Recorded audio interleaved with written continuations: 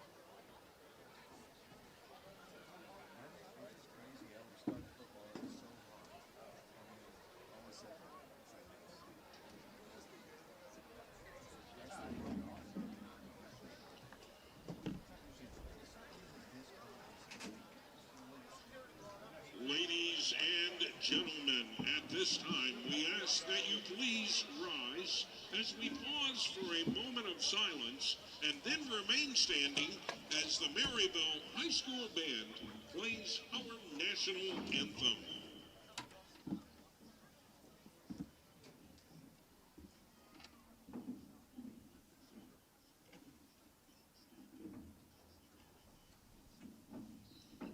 Thank you.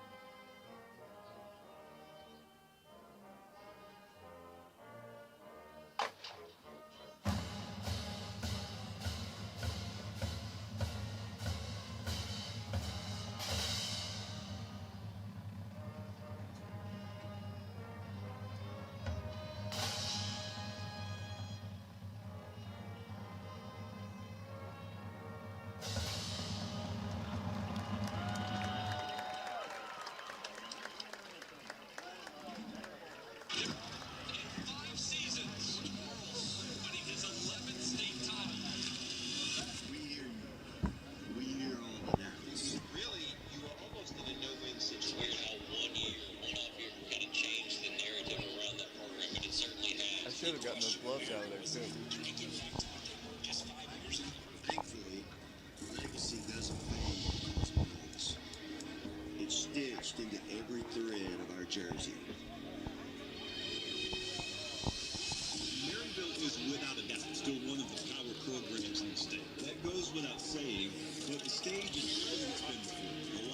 little bit brighter, and teams across the state are catching up, which raises the question, is Maryville going to reach the mountaintop? A century of Friday Night Lights led to this one. Trust me, it isn't the end of the story, just the proof of enough to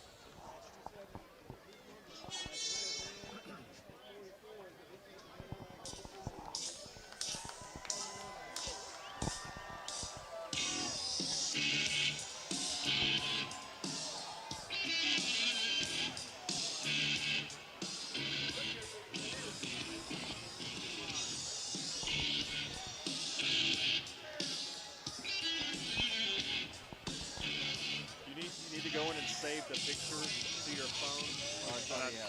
Okay, so we can tweet them out? Yeah.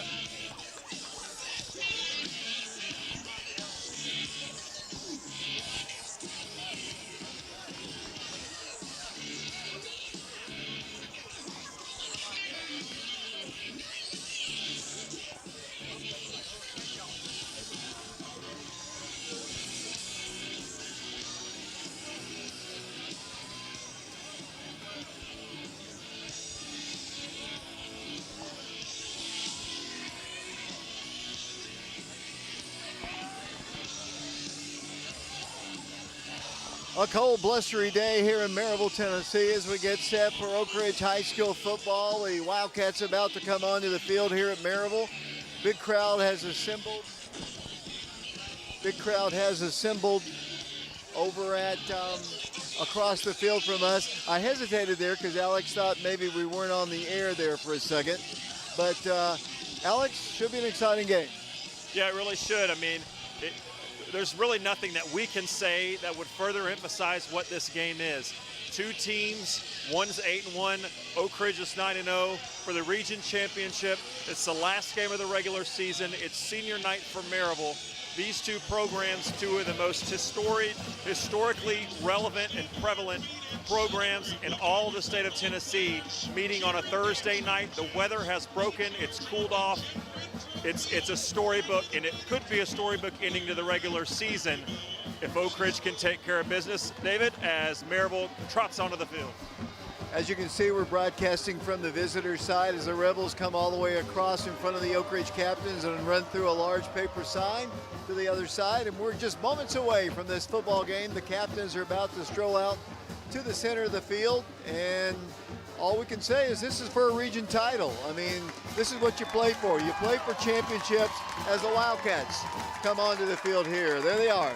Preston, get a good shot of that as we're watching on our YouTube channel, and we're on FM 92.7. I'm excited about this game. I know early this morning you said you were pumped about it, and, you know, why not? I mean, this is for a title against, as you look at all the state champions this team has won over the years, you know, you want to play in games like this, and hopefully the guys will be ready to go. Yeah, I mean, you have your rivals. You can kind of list them and name them, but certain teams and certain programs, it's just a little more special because you know the quality of program and you know what the respect, right? It's like there's certain programs you dislike because they're a rival. There's certain programs that you truly respect because of what their history is, and certainly Maryville falls into that category just like a Farragut did last week. But the difference is, David, this Maryville team's much better and much more accomplished at this point of the season, and a region title's on the line. Usually we know the night of the final ball game who we're going to play in the playoffs. We know we're going to be playing somebody at Blankenship Field next week at 7 o'clock. And we'll talk about that as the game progresses. There's a lot of different scenarios. It could be Science Hill. Coach Ring thinks it's going to be Science Hill. Could be Northridge, could be Jefferson County. Who knows? We'll see. Yeah, and as the captains go out in the field tonight, David, the captains are Jared Bafford, Jarrell Jimerson, Blaine Stansberry, and there's one other if I can read the number. Yeah, we're kind of blocked here. Our camera personnel tonight, we got Preston Fetters up here. We got Miles Bergen doing the scoreboard and technical work. Down on the field, we have David Urbanowitz along with Caleb Jackson and Grayson Brown. And the other captain was Braden Knipp. So 4 seniors for Oak Ridge, and so it'll be a veteran group out there, and we'll see what the call is. Somebody's declined. I didn't see who it was, so here momentarily we will see, as it appears that Maryville will be receiving. So it looks like Oak Ridge won the toss, elects to defer to the second half. So Eli Pearson will start things off. David? You know, we were talking about this earlier today. You know, the Wildcats need to kind of control the ball because this offense can score. They've got a guy that had 270-plus yard touchdown runs last week against Bradley. We don't want their offense to get on track. We want to be out there on the field and have long, sustained drives. Yeah, I think that's the recipe. You heard Coach Rang talking about it. You and I talked about it earlier in the week. You know, I think this Maryville team, we've seen, obviously Oak Ridge has quick strike capability. The reality is that 2 of their best playmakers are not active in this game. We know, looking at the scores of this game this season, Maryville has quick strike capability, and they can score in a hurry, and they can score often.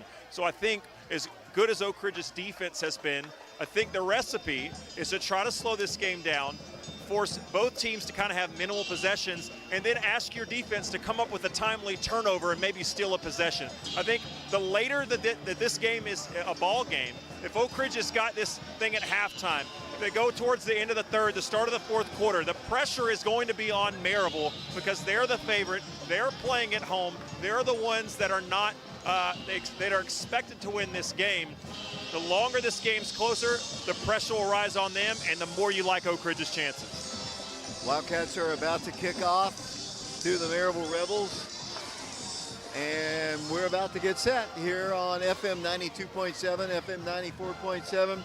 We're also on YouTube channel Prep Radio. Eli Pearson's going to put the ball down on the tee. And here we go, here in a few short moments from Maryville High School. It's a cold, cold night. We're broadcasting from outside where they've got a nice warm press box across the field. We see a lot of people enjoying that. But, you know, that's the way it goes when you're on the road. As Eli kicks off, and here it is, a line drive. It's going to go sailing in and out of the end zone. A low line drive kick there by Eli. And the Maryville offense will come onto the field. That was a low line drive, but it still made it almost to the back of the end zone. Yeah, and for a cold night, we've talked about it earlier in the season, David. Kickers and punters typically like the warmer weather because the ball kind of bounces a little bit more off their foot. It doesn't hurt as much. But Eli in warm-ups was really, really booming it on punts. I didn't see him a lot kicking, but certainly based off what we just saw right there, it looks like Eli really likes the weather right now. First down, 10 yards to go as we look down from right to left. We're on the visitor side, which is pretty packed with Oak Ridge fans. Good turnout of Wildcats made the trip to Maryville. They have the ball at the 20-yard line. We'll set the starters for Maryville here in a second. We'll set them for Oak Ridge as well. First down, 10 yards to go. Opening play of the ball game. Region championship, low snap. Quarterback back to pass, fires a pass. It's going to be caught.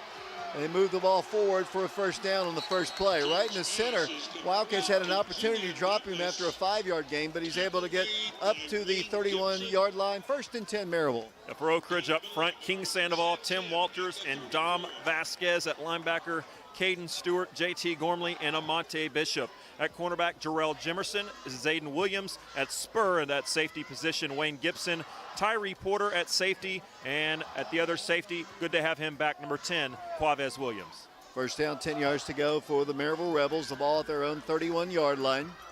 They're heading towards the interstate. If you're wanting to figure out which direction they're going, handoff to quarterback, the running back, and he is blasted behind the line of scrimmage. Wildcats hit him and drop him for a loss. Wayne Gibson coming out of that spur position. He is a really, just a phenomenal run support guy from that spur position. And you saw it right there. He is not afraid of contact. He loves kind of submarine getting into the backfield before the offense knows what happens. That's what happened there. Terrific play. And now you force Maryville into a second long.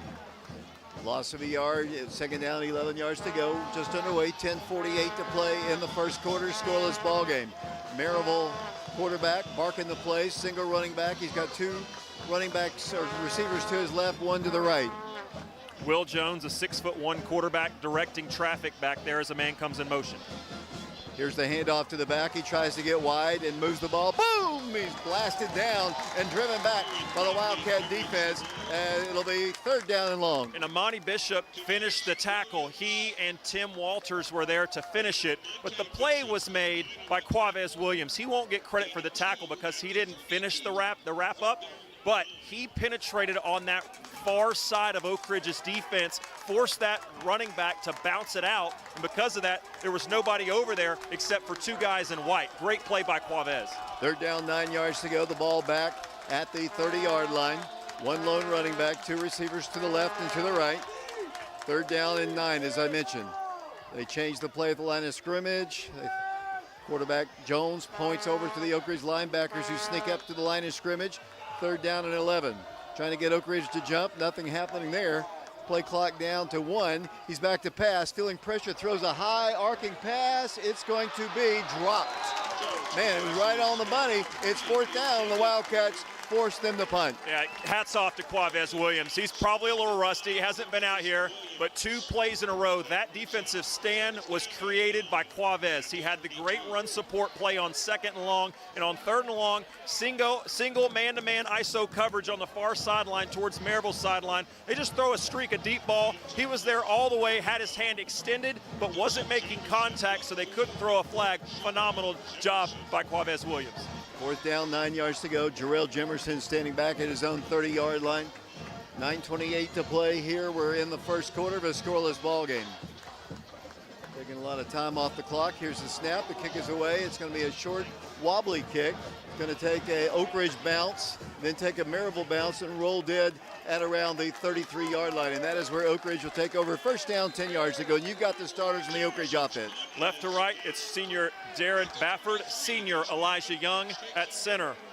Caden Chipman, a sophomore. 2 seniors at right guard, Torrey Holt, and at right tackle, Nate Stevens. At wideout, Adam Washington, a senior. Jarrell Jimerson, a senior, and Zayden Williams, a sophomore. Tight end is junior Malik Howard, running back, senior Wayne Gibson, and quarterback, Blaine Stansberry, the senior.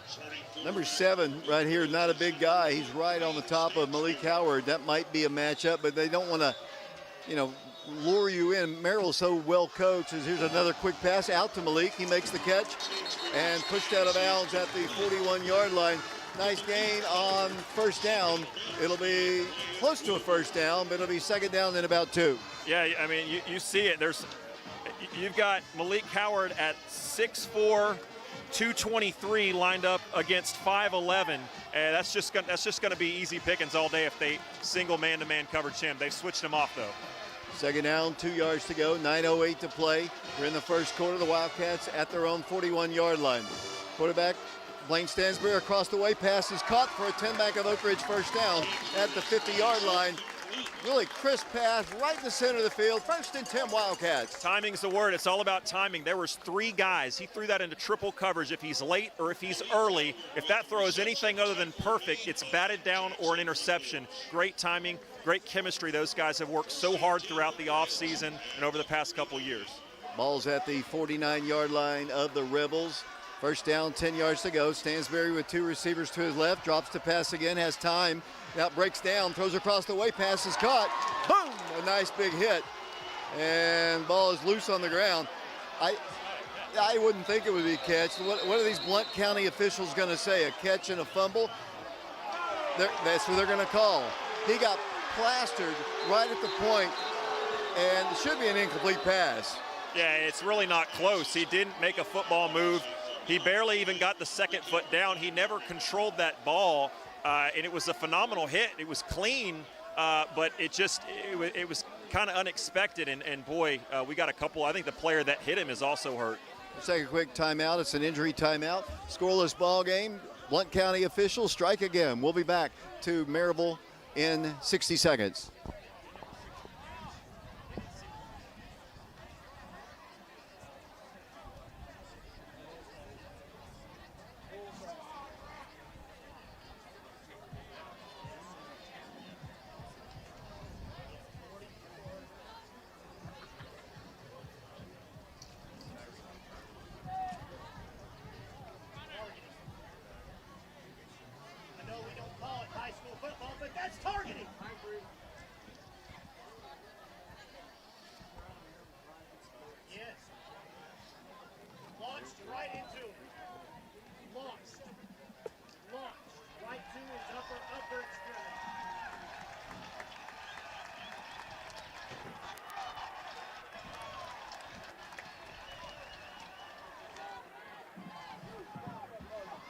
The ball is at the 42, first and 10. We'll go back once again to Maryville High School. I've said this before, the worst officials that we deal with are in McMinn County. The second worst are in Blount County. I mean, that's just terrible. I mean, he didn't have possession. The officials never signaled catch. What they did was they signaled nothing, and until there was a scramble for the ball, and eventually they just ran in and said fumble. But there was no catch signaled, nothing. I mean, it was everybody kind of just stood around like, oh, what was that? And then they just said fumble. I don't know. I mean, you don't have replay in high school, but if there was, there's no question that would be overturned. Zayden just never had possession of that. We are live at Maryville High School, 8:27 to play first quarter. Appreciate you watching our YouTube stream. I have heard from people that our sound and video are together tonight. Don't jinx it. Don't jinx it. We did restart the computer before the broadcast ever started, so hopefully that we got that out of the way. I guess they're going to have TV timeouts, and that's not exactly your typical red hat. It's more like a red hoodie. It's kind of a maroon hood is what it is. So that's what the delay is. It'll be Maryville football. Shouldn't be. Ball's at the 42-yard line. I'd love to see a replay of that. You know, those of you who are watching our stream right now, see if he actually did catch it and to let us know if you have my number. Yeah, I mean, I don't know. I mean, it's unfortunate, but there's nothing you can do. Us sitting here belabor it on the radio, but there's nothing for the team to do except go out there and respond. Freshman Josiah McClure, who has been getting more and more playing time, the Wildcats have to hope he's ready because with Zayden Williams being shaken up, the freshman is called upon. Now, interestingly, their stud, number one, was being shadowed everywhere he went. Zayden was on him. That will now shift probably to Jarrell Jimerson. Jones brings him up, first down, 10 yards to go. The ball at the 42-yard line. Quarterback, Jones, I formation. One back, I don't know why I said that. Two receivers, one comes in motion towards the near side. Now reverses field, goes back to the right. He drops back to pass. Here's a screen pass, trying to work through a tackle, and he's going to be tackled right at the 45-yard line. Gain of about 3 on the play. Well played by Oak Ridge. It was. And Monty Bishop, again, he's not going to get credit because he didn't make the tackle, but he made the play as the ball carrier for Maryville was shaken up. Monty Bishop didn't fall for it. He stayed home, and what he did, he wasn't going to be to make the tackle, but he went up and absorbed that block. Because of that, it allowed his teammates to be free to make the tackle. Take another injury timeout. We're live at Maryville, 8:10 to play. We're in the first quarter. 0-0 our score. We'll be back to Maryville High School in 60 seconds.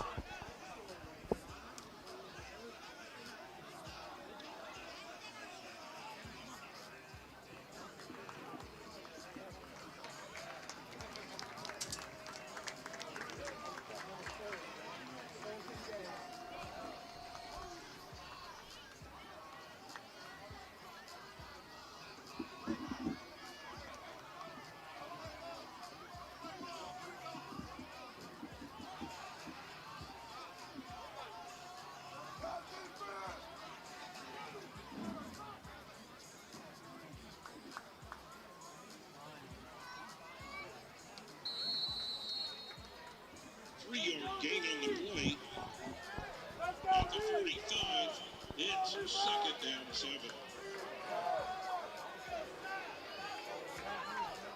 Second down, 7 yards to go, 7:57 to play. We're in the first quarter. The Wildcats with a turnover. Gotten several reports saying there was not long enough for a possession. Jones back to pass, feeling pressure, throws one up once again. It's going to be caught. No, they're going to say it's out of bounds. The Maryville fans not happy about it. The Oak Ridge fans obviously ecstatic. McClure got burned just a little bit, caught up just in time, but it was thrown out of bounds anyway. Well, it was a really well thrown ball, and it was a sly move by the wide receiver because it wasn't egregious, but it was a push off. Josiah McClure was with him step for step, and at the last second, to kind of get a little spurt, the receiver just kind of swiped back to create probably an extra 6 inches of space, which is all he needed. But fortunately for the Wildcats, the throw was just a touch wide. He wasn't able to get that foot down. Good defense by Josiah. Appreciate Lucas Xerxes, former basketball Wildcat, future nurse, Billy Holbert, Marcia and Bill Zolliger for letting us know. It'll be third down, 7 yards to go, 7:42 to play in the first quarter. The ball's at the 44-yard line of the Rebels. Wildcats with a 4-man front. They need 7 for a first. Good snap. Lots of pressure. Here's the pass to a wide open man. Caught at the 47-yard line. The Wildcats anticipated that, just a hair late from maybe taking it back for a touchdown. Yeah, Tyree Porter made a great play on the ball. I mean, maybe not even a quarter of 1/10 of a second, and he's taken that back to the house. He just got there a tad bit after he was trying to get there, and unfortunately, the play was made right at the sticks, and that's going to be enough for a first down. At the 46-yard line of the Wildcats, 7:22 to play. In the first quarter, we have a scoreless ball game in Oak Ridge territory. 1st and 10. Jones at quarterback. He's going to pass again across the way, deflected but caught, and they move the ball up to the 37-yard line, and that is close to another first down. Really strong arm by that young man. It is, and I'm surprised we don't see that completion a lot because King Sandoval on there, usually with those long arms and that tall frame, he usually swats those down, but that one got by him, but short completion, but did good work for Maryville as they're only about a yard away from having a first down. Ball is at the Wildcat 38-yard line, 6:41 to play. First quarter action live from Maryville. YouTube channel Prep Radio on FM 92.7 and prepradio.com. 3-man front, now 4-man front for the Wildcats. 2 receivers split to the right, 1 to the left. Quarterback's going to pass again. The pass is caught, tries to make a move and goes down at around the 28-yard line. Stop is made by Quavez Williams. It'll be a first down for the Maryville Rebels. Yeah, Torrey Beaufort that time, as Oak Ridge has decided they're not going to switch their cornerbacks. They're just going to keep Josiah on the near side, keep Jarrell on the Maryville side. So Maryville's now flipping their receivers to get the matchup they want. They got the matchup they like. Beaufort, he's such a weapon. Josiah was playing off of him to stop the deep ball, and when you only need a yard and your quarterback's playing that far off, it's just pitch and catch. On the 29-yard line, first down, 10 yards to go, first quarter, 6:08 and counting. Packed house here at Maryville High School on both sides of the field. Huge student section for Maryville. Quarterback to pass, rolling, fires a pass, caught, and breaking one tackle, but not breaking a second. It'll be another first down for Maryville. And again, Maryville's moving the ball, but I think Oak Ridge, you're doing what you want, right? You don't want them getting first downs, but you're forcing them to drive the ball. We've seen a couple close calls with a couple of throws that were nearly intercepted. You do this, you're going to be able to make some plays on them. What you want to avoid is those big, long plays. First down, 10 yards to go, 5:37 to play. Ball's resting at the Wildcat 18-yard line. We have no score. This drive started on a bogus call, and it'll be Maryville 1st and 10. Man comes in motion once again. Here's the snap. Here's the pass. He's open. Avoids a tackle and then gets tackled. A nice play by Quavez. Just made a shoestring tackle, saving a touchdown. He got past Wayne, which is very hard to do anyway, and was able to move the ball forward for a gain on the play of what appears to be about 5 yards. It'll be second down, 5 yards to go. The ball inside the Wildcat 15 at the 13. 4:57 and counting in a scoreless ball game. I hate to just rail on officials, but I mean, that one was quite obvious. Yeah, that's a tough break. It's a really tough break, but again, at this point, you can do nothing but just play on. Second down, 5 yards to go. They've thrown almost every play. Here's the quarterback running. This time he cuts out to the outside and goes down. Kind of lost his footing on what could be a very wet field.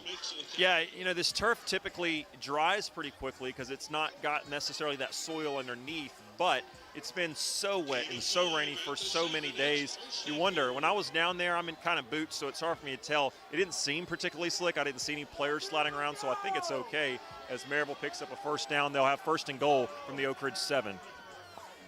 4:20 and counting. Miles Bergen doing our camera work. Not our camera work, he's doing our scoreboard work here. Preston Fetters doing our top camera work. We got 3 guys down below. Mark and Shauna Hayes here doing stats. It'll be first down, goal to go at the 7. Jones hands it to the running back. No, he's going to run it himself. Tries to get wide. Cuts across the way. The Wildcats allow the touchdown. Oak Ridge just lost their footing. And Tyree Porter just lost his footing, and they take it in for a score. Oak Ridge had it, I thought, played and mapped out pretty well. Unfortunately, that quarterback We haven't seen him use his legs a ton until late in the drive, and he just kind of put a move on a couple of Oak Ridge Wildcats that really were in pretty good position, but when he kind of faked back inside, it changed the angle a little bit, and he just was able to outrun him to the corner of the end zone. Nice individual effort. 3 minutes, 53 seconds to play in the first quarter, and the Wildcats trail it 6-0 as they get ready to go for the extra point. That's the Maryville band playing across the field very loudly. The Oak Ridge Wild band is here as well on their senior night. Here's the hold. The kick is on its way. It's up, and it's good. 7-0 Maryville as we play in the first quarter. Take a break. We'll send it off to Brian Bennett. We'll be back to Maryville High School following this 60-second timeout.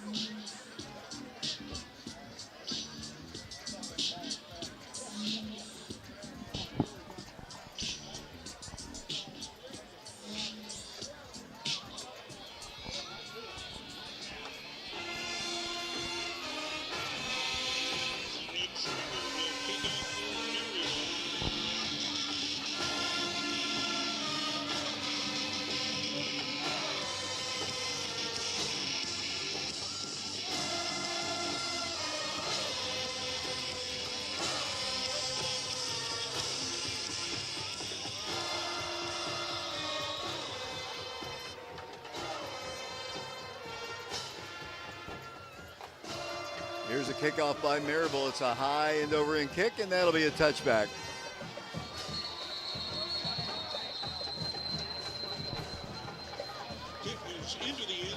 So the Maryville kick goes sailing into the end zone, and once again the Wildcat offense will come onto the field. First down, 10 yards to go. That scoring drive after the quote-unquote fumble, and they take it in. Nice, impressive drive after. It was, and it's just a shame because it looked like, for all for all intents and purposes, that Oak Ridge was on their way to, at the worst, getting Eli Pearson a chance to kick a field goal. But they're moving the ball right down the field with a chance to strike first, put the pressure on Maryville. Instead, it goes the other way, and now Oak Ridge's offense has to respond. No runs from the Wildcats in that first drive.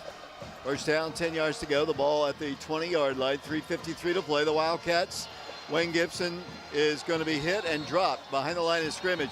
They came in very strong that time and dropped him for a loss. Yeah, unfortunately, that's probably the bad time to call that kind of delayed counter play, because they fake the pitch outside and then delay it and come back with the handoff up the middle. But unfortunately, the penetration from that defensive line came through so quickly that they'd have been better off not running that counter because it just took too long to develop. Loss of 3 on the play. Second down, 13 yards to go. 3 minutes, 23 seconds to play here in this first quarter. 7-0 Maryville on top. Blaine Stansberry at quarterback. Wayne Gibson, his running back. Gonna have time to pass this time. Goes deep across the way. Pass is gonna be incomplete. Got hit before he actually attempted to make the catch. He got bumped before the ball even got to him. Yeah, knocked him off his route, and it's a shame because, again, that's a close play where that makes a big difference. When you bump a guy, when the ball's a half a step away, that changes things. But unfortunately, calls early on are not going towards the Wildcats. They won't in this town, I'm telling you.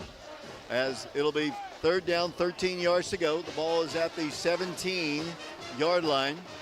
Wildcats with 3 receivers split to the right, single man to the left. Blaine Stansberry, Wildcats picked up a first down. Blaine's going to go across the way. It's going to be dropped. Oh, and then a late hit. That's got to be a late hit. No flag goes down.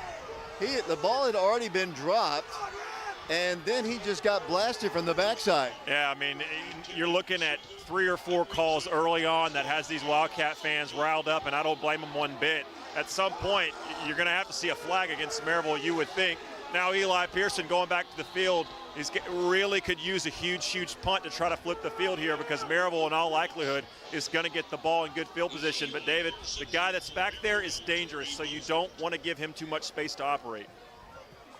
Wildcats need a good snap here. It's a good one. He's got plenty of time, kicks it away. It's a wobbly kick. He has running room. He's going to cut off now to the middle and bust through number 1, and he's going to go down at the 23-yard line. He waited and waited, looked for his hole and found it and just bolted across, and it's a great return. That's what I was alluding to. You just can't give that guy an ounce of space. Oak Ridge looked like they were in pretty good position, but like you said, he had good vision and really good patience. He didn't take off immediately, kind of waited on his blocking to set up. I wonder if we'll see Oak Ridge sort of punt towards the sidelines in future plays. It'll be first down, great field position, threatening to go on top 2 scores here as the Wildcats trail it 7-0, 2:45 to play.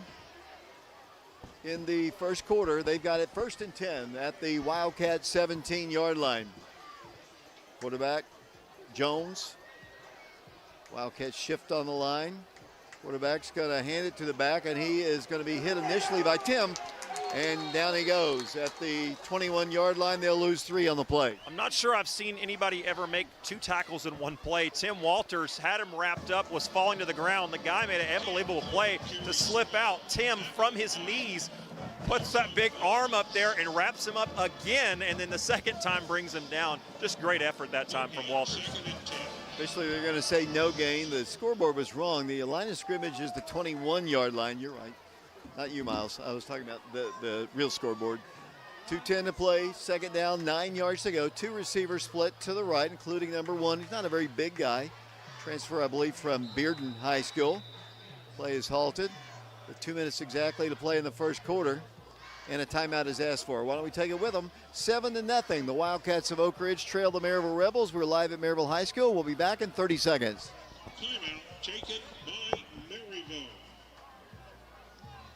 Fans, once again, we would like to thank our stadium sponsors at the highest level of commitment: Rush Chevrolet, Southeast Oral Surgery, Blunt Excavating, Stanley Best Heating and Air, Denso Manufacturing, Anderson Lumber Company, Prisma Health, Joseph Construction, and Treasures Jewelers.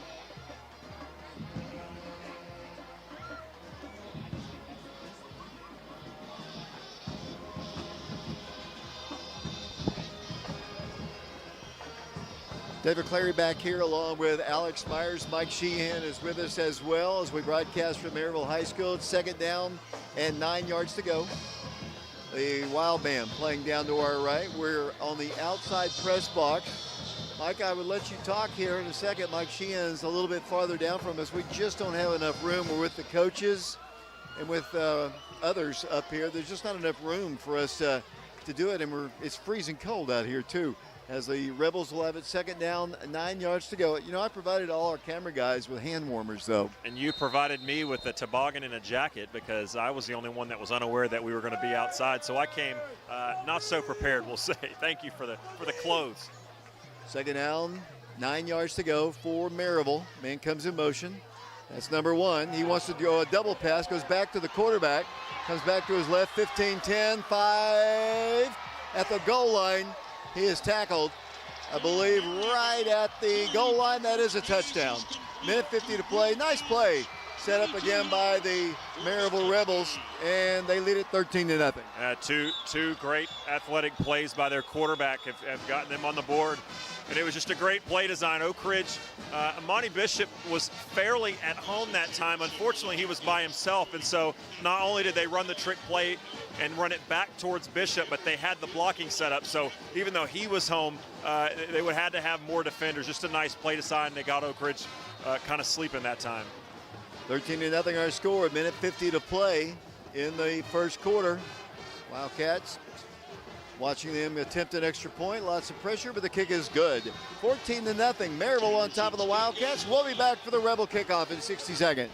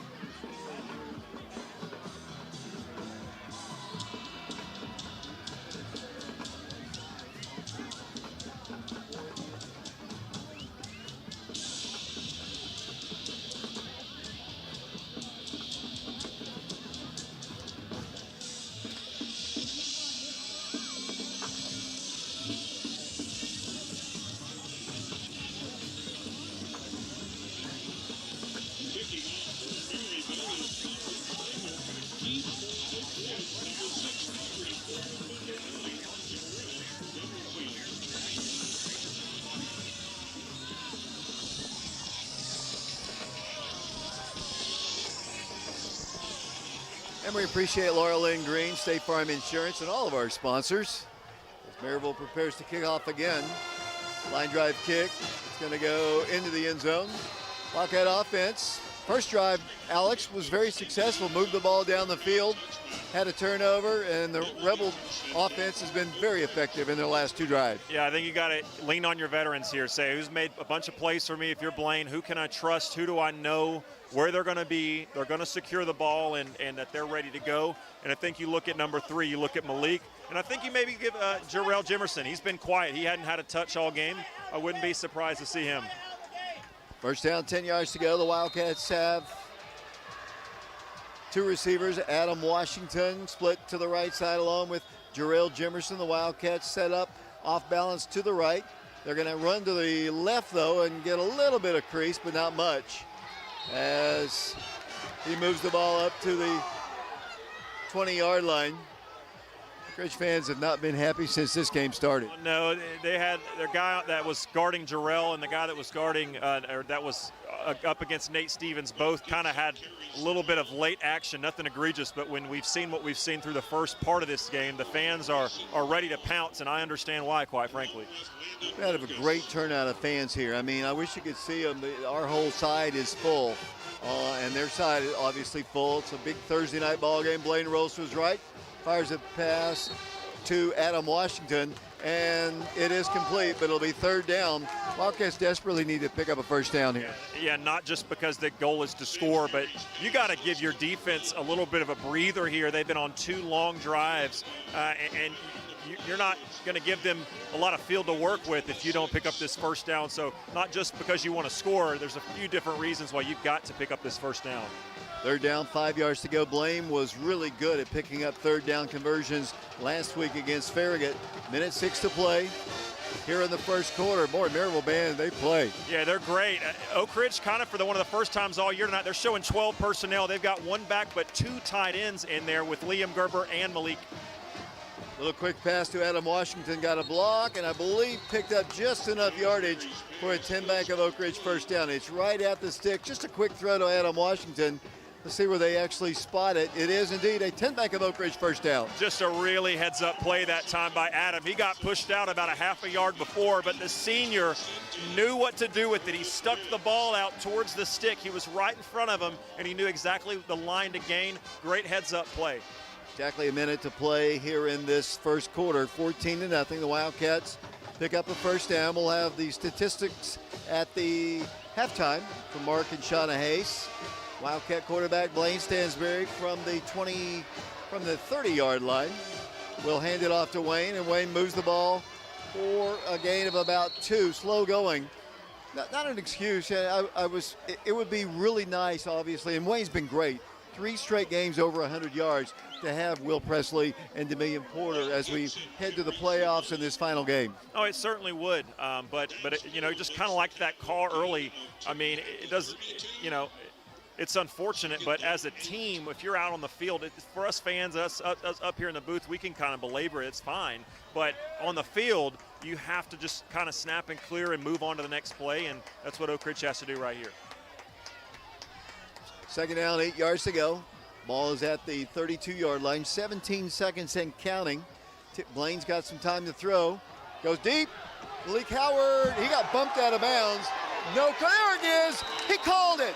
Pandemonium in the Oak Ridge stands. They actually call something. It's pass interference against Maryville. What about that, Alex Myers?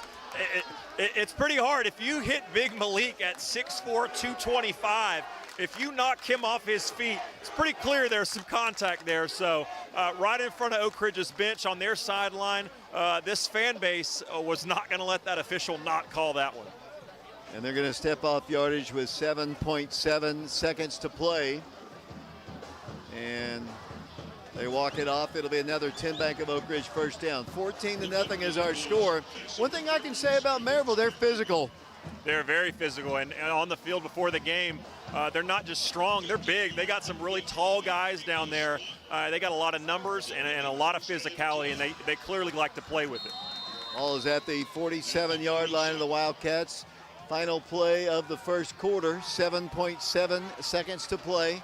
Blaine Stansberry has 3 receivers split to his left, and he's going to run it himself, and he's going to get nowhere. In fact, he's going to lose a yard or so, and that'll be the final play of the first quarter. We are live here at Maryville High School. The Rebels on top. This is the region championship on the line. The Wildcats trail 14-0, and we'll be back in 60 seconds. And that is the end of the first quarter.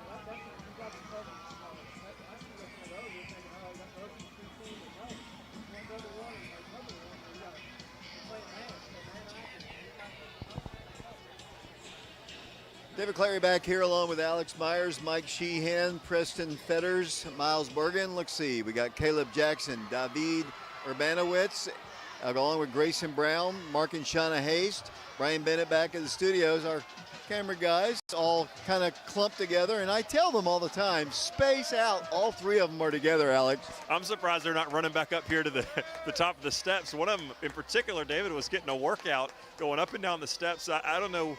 We're not that interesting. I don't know why he kept coming back up and down so much, but I guess maybe he was trying to stay warm. As there's a officials discussion. They're looking at something on the ground, or maybe the officials' wires messed up. Something's going on with you don't usually they're the ones calling out the equipment infractions. It looks like there's something going on with their equipment. 14-0 as our score. Eventually we'll start play here in the second quarter. I expected a big turnout. It's mostly full on the other side. Maryville's, it's not the biggest stadium. It's a nice size stadium, but it's so landlocked, as we've talked about. There's just not much room. There's not a whole lot of great parking here, and they're doing some construction work behind us here. And here we can look at these nice, comfortable people up in the press box enjoying the heat too. I was going to say, apparently their press box is landlocked because we were locked out, as was the other crew doing the game, as was our coaching staff. I like to vent and complain because I don't like cold weather. However, if anybody, our coaches should have a spot in a press box that big. That's crazy to me. But again, not a lot of things going our way early on. All the film crew out here, the huddle crew, everybody out here in the cold. But oh well, it's the way it is. You go on the road. Maybe we should let them sit outside when they come to us next year in week number 11. Anyway, second down, 10 yards to go for the Wildcats. Opening play of the second quarter. Wildcats need some points here. They have been able to move the ball at times through the air. Blaine's been very effective. Here's the pass caught. Jarrell Jemerson breaks the tackle, but just gets back to the line of scrimmage. Really nice play by the Rebels. They just come charging in. And even though it was, the pass was caught, Jarrell had no place to go because there was a black shirt right in his face. Yeah, I do not envy Coach Rang, Coach McKeithen trying to call plays for this Oak Ridge team, because most teams in high school are either really physical or they're really quick. Maryville is really quick and really physical, so you can't go east to west, but it's also hard to go between the tackles. And so I think your best option is just going to be to count on Malik, guys like that, getting down the field and counting on Blaine to fit the ball into really, really small spaces. Ball's at the 46-yard line. It was a loss of a yard on the play. Third down, 11 yards to go. Blaine back to pass, feeling pressure, rolls backwards and throws the ball away. And then they're going to get an unnecessary roughness or late hit on Blaine that time, which is just a really not a wise decision from Maryville, because no, they're going to call it an intentional grounding because the ball did not get back to the line of scrimmage. That part is correct. I noticed that live, but the way that the Oak Ridge coaching staff reacted, I thought Maryville got tagged with a late hit as well, but it is an intentional grounding, so Oak Ridge will lose yardage and downs, so they'll have to punt. And they're signaling it as intentional grounding. And I do agree with that. I mean, he went way back there too. I mean, yeah. Well, he was going backwards, and he was running backwards as he threw that, as he was getting wrapped up. So Blaine's got a decent arm, but he just can't. You don't have enough arm to get that back to the line of scrimmage because, like you mentioned, he was way back. He's probably 15 yards behind the line of scrimmage when he threw that thing. They're going to have great field position once again, and we got to watch number 1. What is his name again? Buford? His name is Troy Buford, 5'7". He's not very big, but you know he's built like a guy. The running back from Maryville back in '05 that played at Mississippi State, Sterling, something like that. Here comes the punt. He gets it away. High kick. It's gonna take a bounce, and will be down. You got to down it there at the 45-yard line. They have great field position. It has been a field position win for the Maryville Rebels here in the first half. Yeah, and if you're Oak Ridge, it's starting to feel like somebody's going to have to make a play. You get down 21-0 against a team of this caliber. We've seen how tough it is to move on their defense. It's going to be hard to come back. This is the fact of the matter. So if you're Oak Ridge, somebody needs to make a play. Obviously, they're going to probably run the ball some right here. If you can force some passes, if somebody can get a jump on the ball, strip the ball, do something to create a turnover to give your offense some juice. I think they'll attack right here. You might be right about running, but I would go for the throat right here, as they've got 3 receivers. They're all giants. Look how tall they are. Splitting out to the far left once again. First down, 10 yards to go. Quarterback is going to run the ball himself, and he is going to be tackled after a gain of about 2. Wildcats, Dominic Vasquez makes the stop. It'll be second down, then about 8. Yeah, Dominic put a little emphasis on that takedown as he kind of just slung the quarterback to the ground there. This quarterback's really an impressive athlete. He's obviously got a good arm. He seems to be a headsy player, but he's been really comfortable and looked good running with his legs. But Dominic Vasquez that time said, "No, sir, you're going to pay for this one." Second down, 8 yards to go, 10:21 to play. We are live from Maryville High School. Next week will be at Blankenship Field for a 7 o'clock ball game against a team to be determined, and we'll talk about that at halftime, or when we can, honestly. Second down, 8 yards to go for the Maryville Rebels in Oak Ridge territory at the 44-yard line. Jones, the quarterback, going to hand it off to number 4, and he is in across the 40 up to around the 39-yard line. Officially, they're going to put him down at the 39-yard line. It'll be third and about 4. Tim had a great shot at him. He just couldn't quite get there. He just kind of outran Tim towards the outside of the left tackle there, and it was Caden Stewart and JT Gormley who brought him down. Because they have a big third down here. Realistically, this is probably 4-down territory because of where the ball is, but boy, a big stop, maybe a stop behind the line of scrimmage would do wonders for this Oak Ridge team. Third down, officially 3 yards to go, 9:23 to play. We're in the first half, 14-0. Wildcats, as you said, need a big play right here defensively. They need a big stop, a loss of yardage play. Quarterback going to hand it to the running back. He cuts inside, and he's going to pick up a first down across the 35 up to the 33. Yeah, Torrey Buford, that's the guy we've talked about. He's their only wideout who doesn't appear to be about 6 feet or bigger. They just kind of line him up in the slot, move him around, kind of a runaround guy, and that time they bring him in motion, and at the snap, he's running towards the quarterback side to side. He gets it, just patiently waits for his hold, that gap to emerge from that offensive line, and then just shoots it, and it got just enough for a first down. Ball's at the Oak Ridge 32-yard line. It has been, as I said earlier, a field position game so far in the first half anyway for the Rebels. They've had great field position. The Wildcats need to stop defensively. They're short Zayden Williams, who went down earlier, playing with a freshman who's very capable, very good athlete, but still a freshman. But it'll be 1st and 10 for the Rebels. Jones, whistles blow, and a timeout is asked for by Maryville. 8:20 to play. We're in the first half. 14-0 our score. We'll take a break. We'll be back in 30 seconds. Before the penalty, timeout taken by Maryville.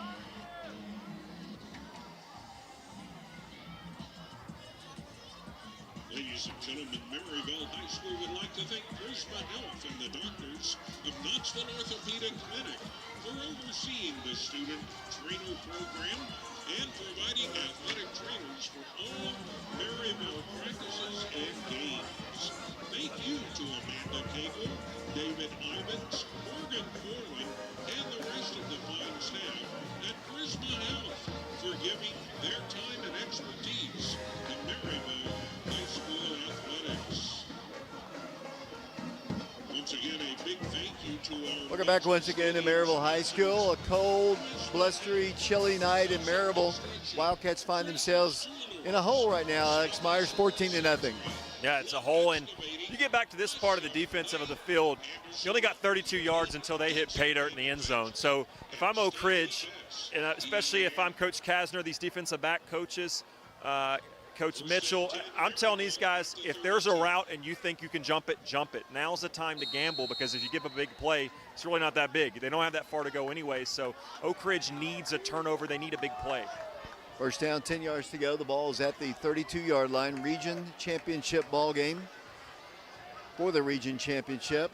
Wildcats 9-0. Maryville is 8-1. Their only loss to Alcoa, defending state champions year after year after year. First and 10. Jones back to pass. Dumps it in a pass. It's going to be caught. And then a stop is made by the Wildcats across the 30. Quavez Williams hit him first, and then he was finished off by Caden Stewart and one other Wildcat. I think that was Vasquez once again. It's a gain on the play of, we'll call it 3, 2nd and 7, maybe actually a gain of 4. It's going to be a long, well, maybe 5, 2nd and 5. Just a game of cat and mouse there from the running back. He just kind of late released. He looked like he was blocking, so Bishop comes up from that outside linebacker position trying to rush the quarterback who's rolling out his way, and all of a sudden that H-back just kind of shoves him off to the side, lets Amani go towards the quarterback, and now he's wide open in the flats. Second down, 5 yards to go. Ball is resting at the 27-yard line. The Rebels moving left to right here. They're wearing their all-black jerseys with red and white stripes. The Wildcats wearing their all-white and cardinal. Jones at quarterback, has the snap, rolls, almost sacked, moves the ball forward and tripped up barely. The Wildcats almost got a sack. He was right there, but I think it was King maybe. He didn't really realize the quarterback had the ball and went right past him. It was another first down, and they're knocking on the door at the 15-yard line. That's a kind of a sneaky, tough play to defend, because there's really 3 options for the ball to go to, and all 3 of them are running them. They had Torrey Buford coming over right to left from a receiver, faked the pitch to him. Then they faked the handoff to the running back, and then the quarterback kept it. So if you're King, there's really 3 guys you're watching right there, and unfortunately, he just couldn't pick up on it quick enough. From the 15-yard line, 6:49 to play. The Wildcats down 14 already. Wildcats watching Maryville need a turnover right here. And here's Jones handing it off, and once again runs right through 2 defenders who were in pretty good position, but he's just so quick, he just ran right past them. Yeah, Cam Porter, the senior. Stewart makes a tackle downfield, but the running back there, 6 foot. He's a big, big guy at running back, and you just say that about so many different positions. Buford kind of the only guy that you're not saying that about, yet he's one of their best playmakers. So it's just a really physical team for Maryville. They have the ball at the 7-yard line. Second down, 2 yards to go. Down to 6:05 to play. We're in the first half, 14-0. Jones, a single running back behind him. Once again, 2 receivers to his left. He's going to pass across the way at the 1-yard line. Pass is complete. The receiver gets out there so quick, and he zips the ball in there, and it's going to be first and goal for the Maryville Rebels. He is, and Oak Ridge's defensive linemen this year have really been really good about and consistent about getting their arms up. If they can't get towards the quarterback, which Oak Ridge isn't getting a lot of pressure, they're getting their arms up and batting balls down. Oak Ridge has not done that tonight. They haven't been able to do that, and so a lot of these quick throws to the outside that against other teams have been batted down, they're getting through. They have the ball just between the 2 and the 1-yard line. They quickly come to the line. The quarterback is under center this time, and the handoff goes. That's a touchdown for the Maryville Rebels. And right now, Wildcats are in a world of hurt. 5:41 to play in the first half, down 20-0. Yeah, it's tough. It's a tough spot to be in, because we know all things even, including the scoreboard, it's really tough to move the ball against this Maryville defense. You let them get up with a 3-possession lead and some cushion, they're going to be able to pin their ears back, and they're going to be able to do some more exotic things, perhaps take some risks, and perhaps create some more confusion. So Oak Ridge, there's a lot of time left. That's the good thing. But the bad thing is the pressure is all on Oak Ridge right now. They desperately need a response. They do get the ball to start the second half, so perhaps if you can go down, get a score, come out in the second half and get a score, make it a one-possession game. But certainly, long way to go before you can say that. They're going to go for the extra point here. 20-0 our score, 5:41 to play. We're in the first half. A very high snap, lots of pressure. Kick is on its way. It's up. Good. We'll be back with a Maryville kickoff. 21-0. Rebels back in 60 seconds.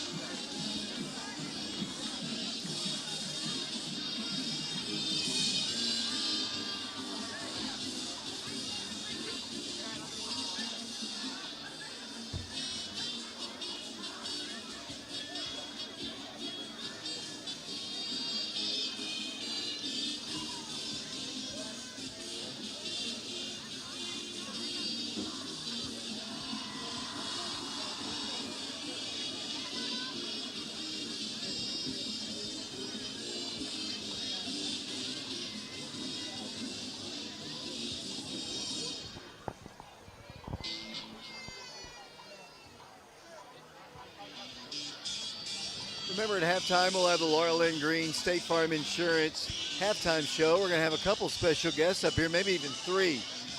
Basketball practice begins for the Wildcats on Monday. Coach Aaron Green's team. We're going to have a couple of guys returning off of last year's team. Charlie Toppenheim, one of the seniors on the team, along with Eli Peters, who was a freshman last year. Our two tallest guys are going to come up and talk a little Oak Ridge basketball for us. We'll also have the stats, so stay tuned for that.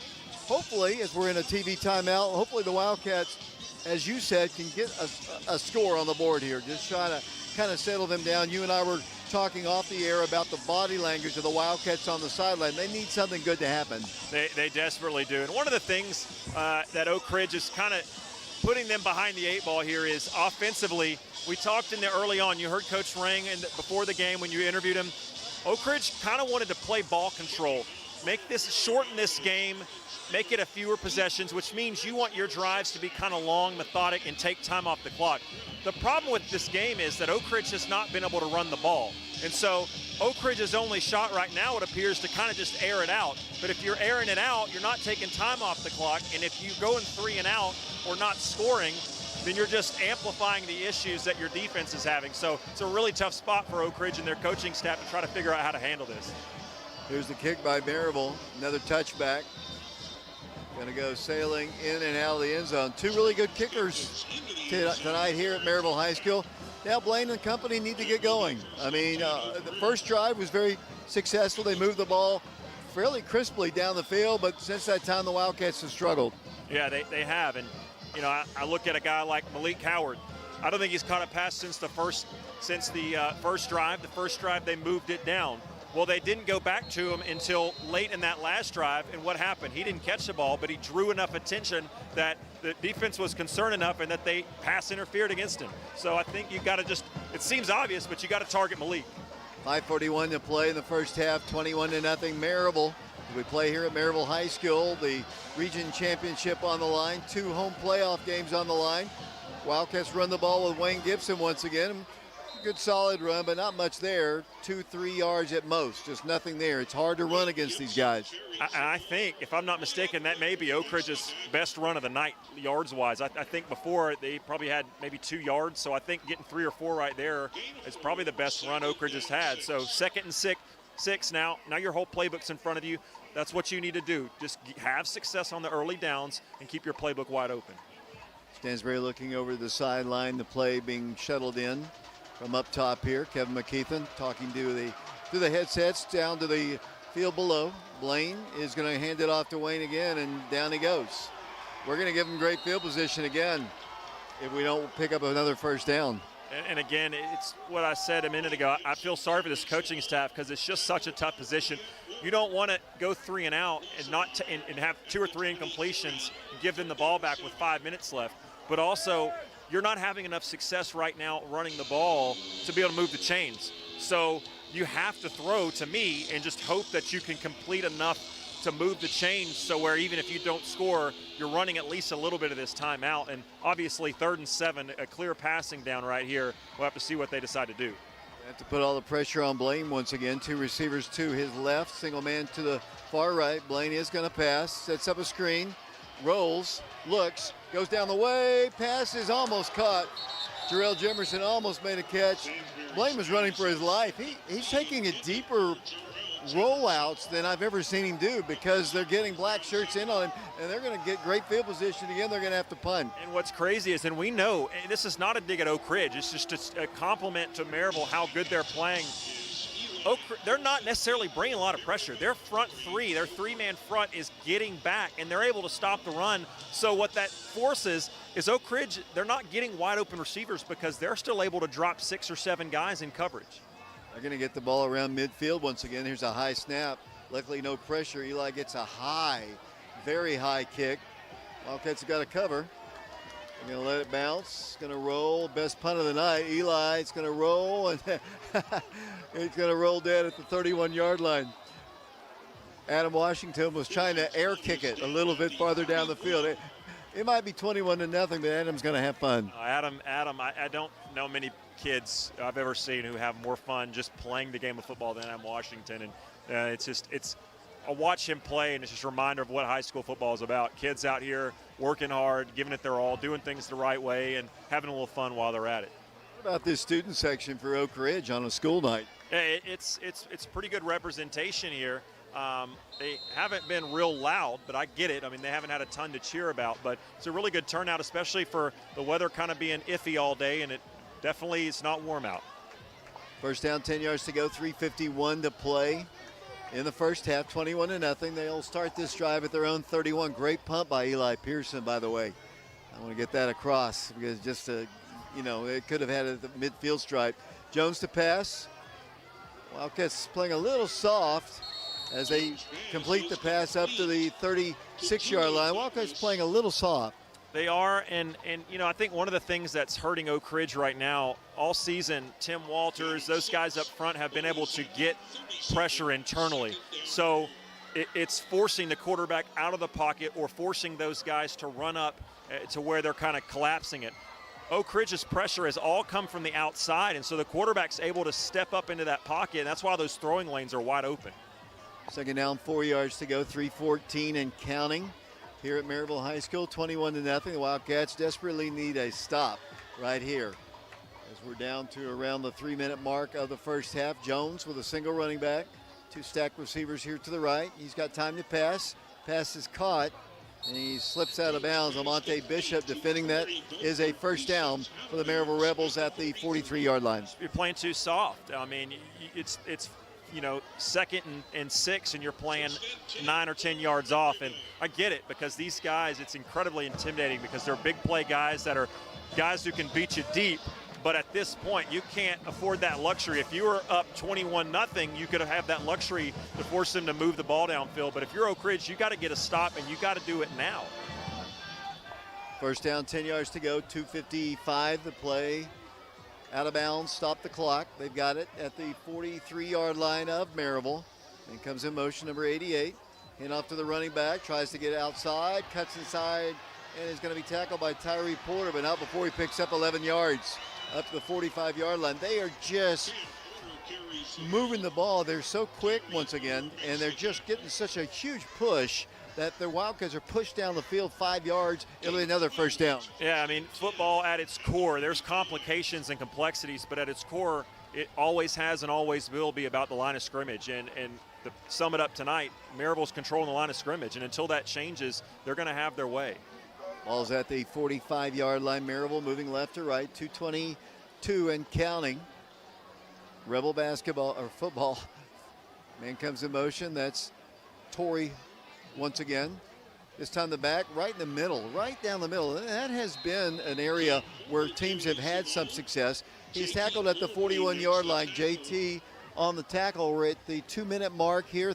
It'll be second down and 6.5 yards to go. Yeah, and 2nd and 6. So you don't want to give up 4.5 on first down, but you're all right, but you've got to make a play on second down. And if you're the Oak Ridge defensive backs, key on what they've been doing. They've been throwing these little short things on this down and distance. You've got to play up on these guys. Second down, 6 yards to go, a minute 41 to play. I was watching Josiah talking to his position coach as they run straight up the gut and move the ball forward for another first down.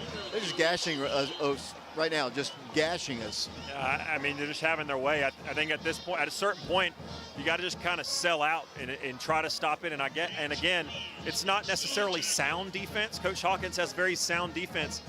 But at this point, time and score what it is, you got to just gamble. You got to take some risks here because what you're doing, they're going to score anyways. So you got to try to bring some extra pressure, play up, try to bat a ball down. You got to do something. Easy for me to say, David. Timeout is asked for this time by Oak Ridge. Stops the clock with 106 to play in the first half. Oak Ridge down 21-0. We'll send it back to Brian. Back at the station. We'll have playoff action next week, 7 o'clock from Blankenship Field. We'll go through the scenarios at some point this half. We'll be back to Maryville High School in 30 seconds.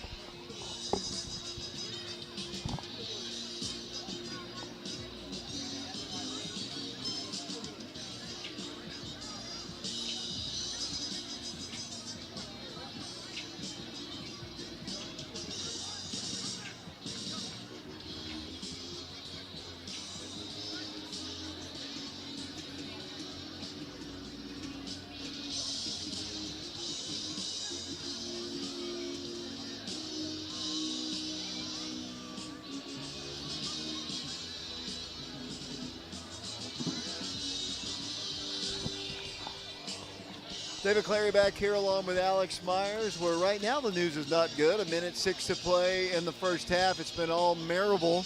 They lead the Wildcats 21-0. They are inside the Oak Ridge 30 at the 29-yard line.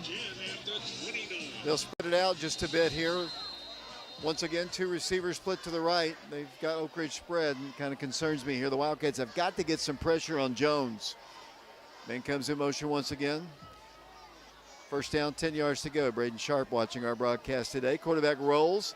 Here's the pass. It's going to be caught. 25, 15, 10, 5-yard line. Wildcats, they just are so quick and shifty. Wildcats had an opportunity to get him after a gain of about 7 or 8, but then they just couldn't get him down. And they're doing a lot of kind of eye candy trickery on those rollouts. They're forcing our outside linebackers to make a decision. Are you going to stay with the H-back or are you going to rush the quarterback? And how they react to that is how Maryville, they kind of just do the counter to whatever Oak Ridge does defensively. From the 5-yard line, number 4 with the ball. He stutters to the 1-yard line. He is going to be down there with exactly 35 seconds to play. Maryville looking at their timeout situation. They're kicking it down to 28 seconds to play. Second down, goal to go at the 1-yard line, trying to go up 4 touchdowns on the Wildcats. Wildcats hit him at the line, but I think he's in for the touchdown. Wildcats did a lot of standing around just looking at him hit the line of scrimmage. They, as you've been saying, they've got to be more aggressive. Yeah, I say it, I feel like every broadcast at some point, so it probably gets tiring, but in football, you're just classic. You're the hammer or the nail. You are the aggressor or the one who is being aggressed against. And right now, Oak Ridge has unfortunately been the nail. Somebody's going to have to step up and, you know, even if just as an individual, I want to see a little bit of fight out of somebody. Somebody's got to do something because as we look down, just the body language, they look defeated. And I get it. I understand why, because Maryville is killing it right now. But somebody from Oak Ridge is going to have to step up and just say, hey, we got to have a little fight in us, have a little pride right now. 27-0. They're going for the 28. Right, fumbled snap. They won't get the extra point, so there's a positive. Nothing we really did, but it is a positive. 17.3 seconds to play here in the first half. Take a break. We'll send it back. We'll be back with the Maryville kickoff in 60 seconds.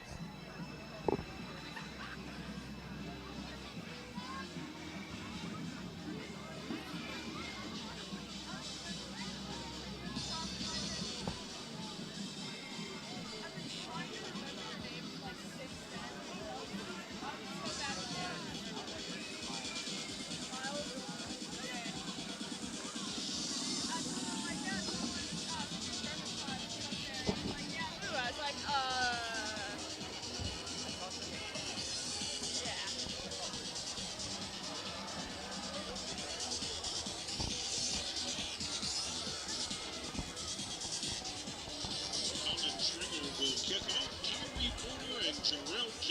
deep for Oak Ridge.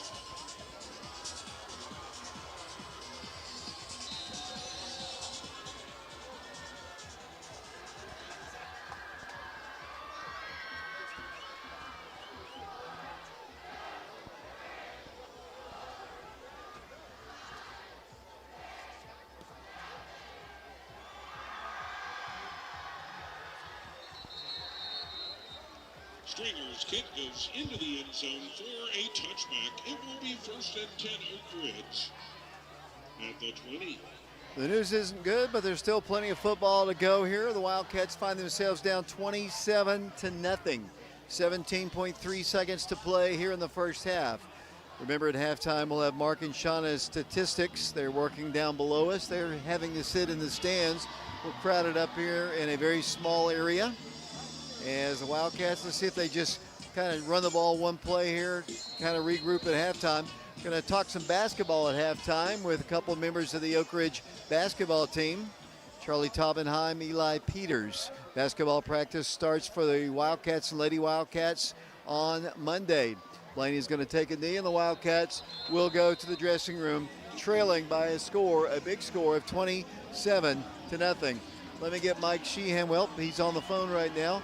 The Wildcats down 27-0. It's a big night of football here on this Thursday night. The Wildcats and Maryville Rebels playing for a region championship. We are live on FM 92.7, FM 94.7. We are streaming the game live on our YouTube channel, Prep Radio. When we come back, we'll have the Laura Lynn Green State Farm Insurance pregame, halftime show. And that's coming up here in about 3 minutes. We'll take a break. We'll send it off to Brian Bennett back at the station. 27-0 our score. We'll be back in 3 minutes.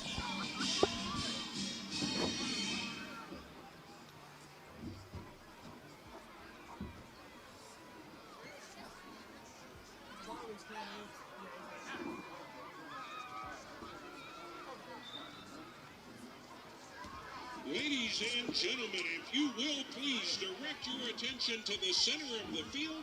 The 2025 Maryville High School varsity cheerleaders will be competing in the state cheer championship next Thursday in Knoxville. Tonight, they will dress rehearse their competition routine, and they need your help. So please follow along and go Red Rebels!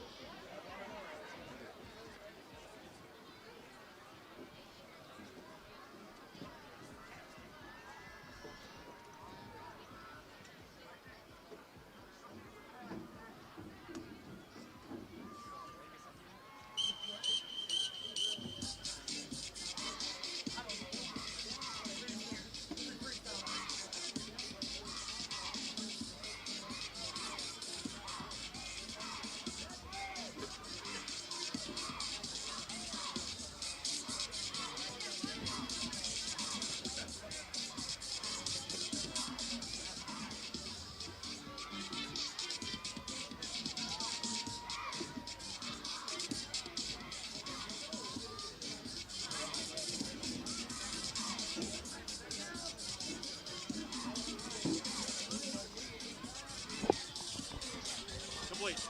What's that? Complete. Come back.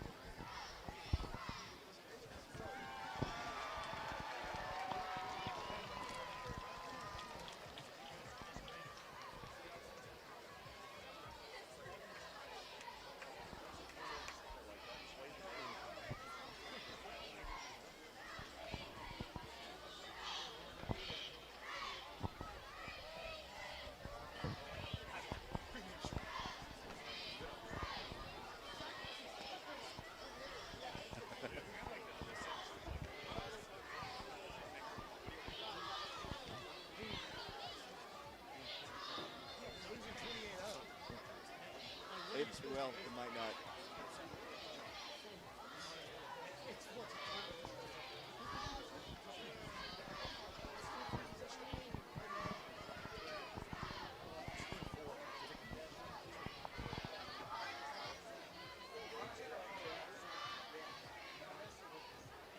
It's a good turnout of students, really. Really nice.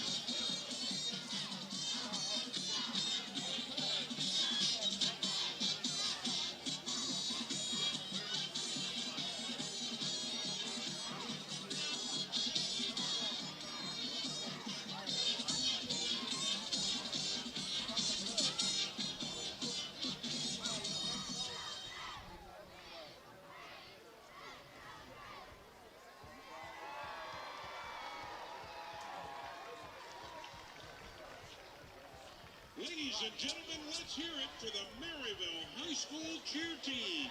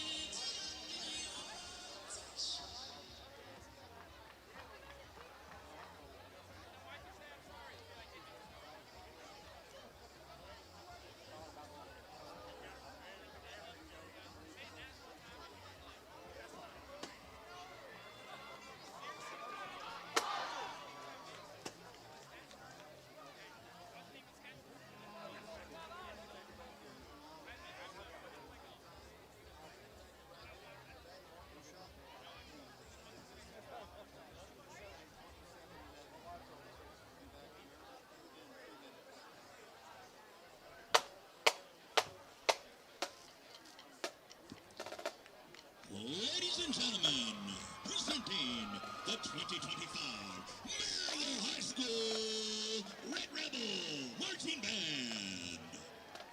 The band is led on the Test, field test, by test. drum majors Noah Jackson and Laura Robbins. This year's show is entitled Baroque Remix. You Can't Handle This, I'll Be Back. Featuring the musical selections from two of the greatest composers in the history of Western music, Johann Sebastian Bach and George Friedrich Handel. Features soloist in Cole, Tom Fowler, Andrew Test, Smith, test, test, test, test, Randy Williams, test. Michael John Riosa, Hana Nishimura, Colton Moore, and Pax LeDuc. Drum majors Noah Jackson and Laura Robbins, is your band ready?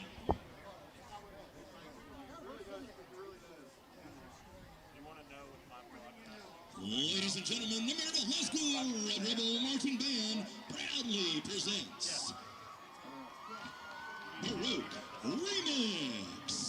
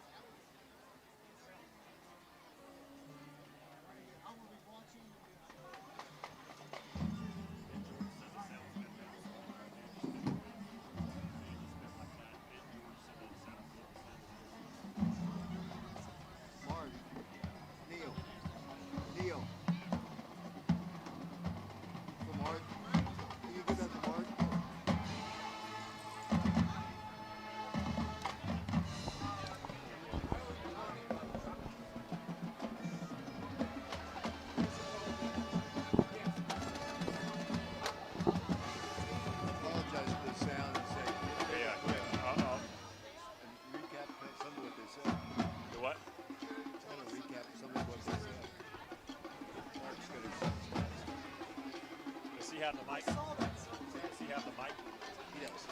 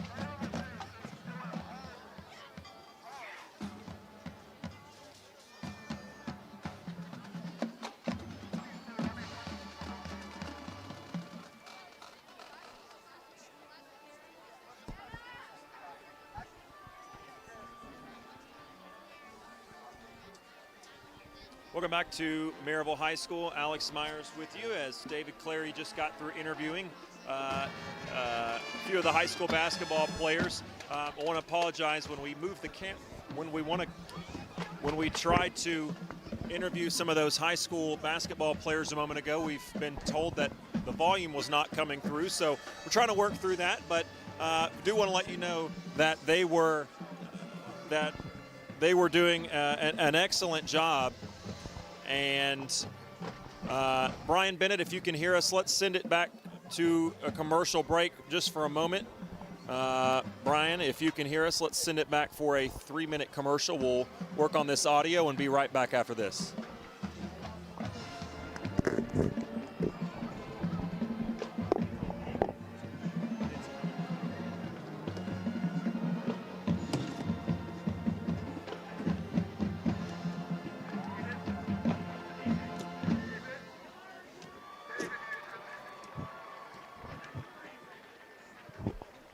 Test, test, test, test.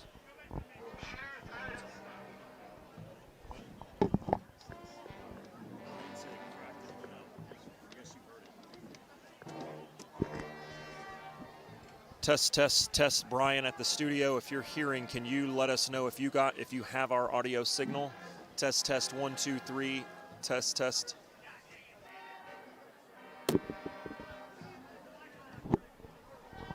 Test, test, test. Brian Bennett back at the station. If you will text us and let us know how the audio is coming through. Thank you.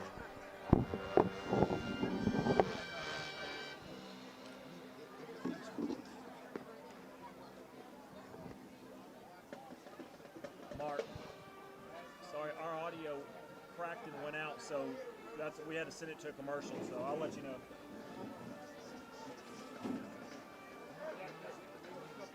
Sounds good on YouTube.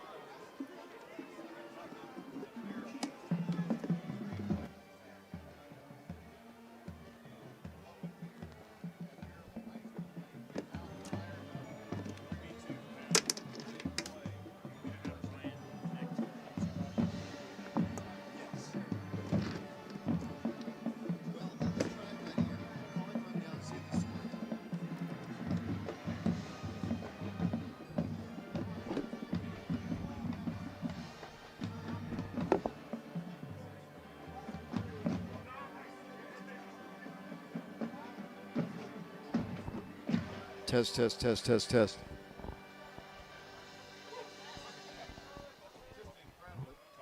Test, test, test, test, test. Testing 1, 2, testing 1, 2. Testing 1, 2.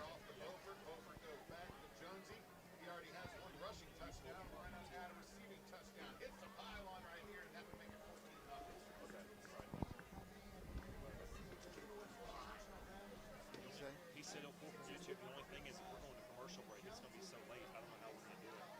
Real stopwatch. So he can't hear us at all? What? He can't hear us at all. He said it cracked and then went out.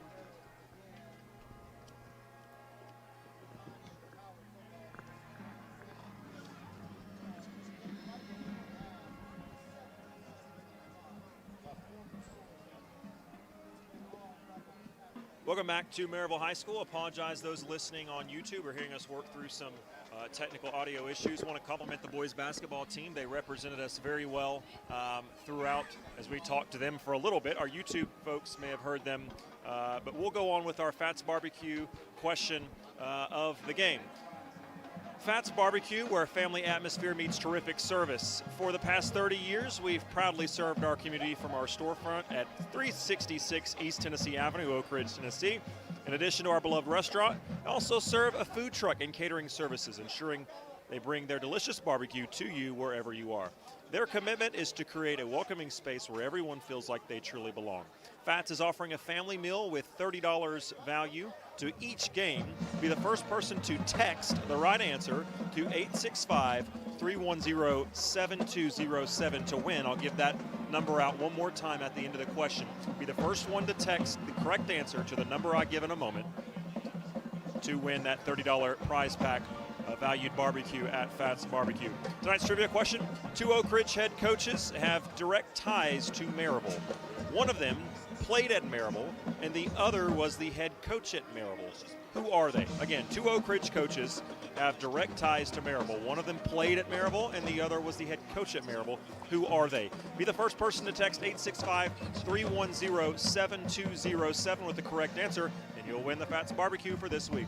Now, down to Mark Haste, who has an abbreviated edition of tonight's first half stats.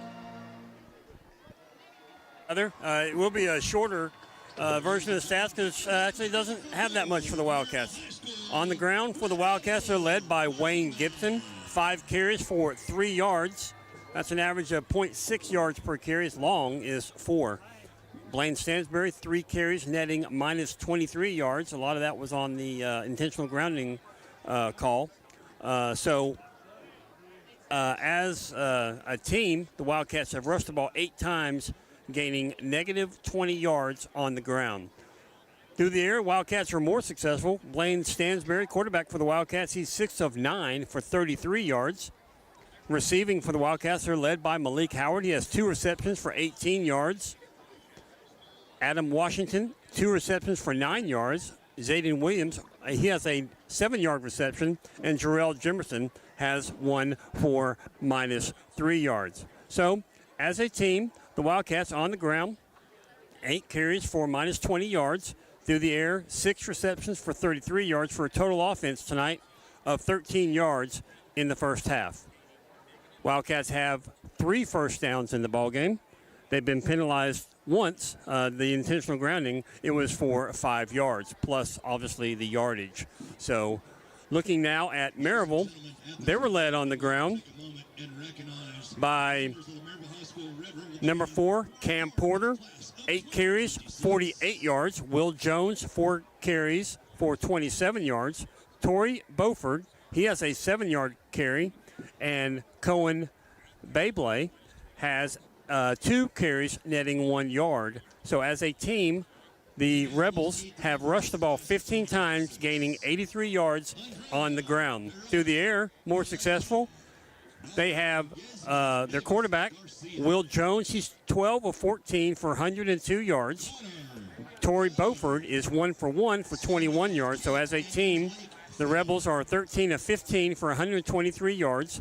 Receiving for the Rebels, they're led by Torrey Beauford. He has 4 receptions for 31 yards. Max Sir, he has a 24-yard reception. Colton Faust has 3 receptions for 22 yards. Will Jones, 21-yard reception. Julian Douglas, 2 receptions for 17 yards.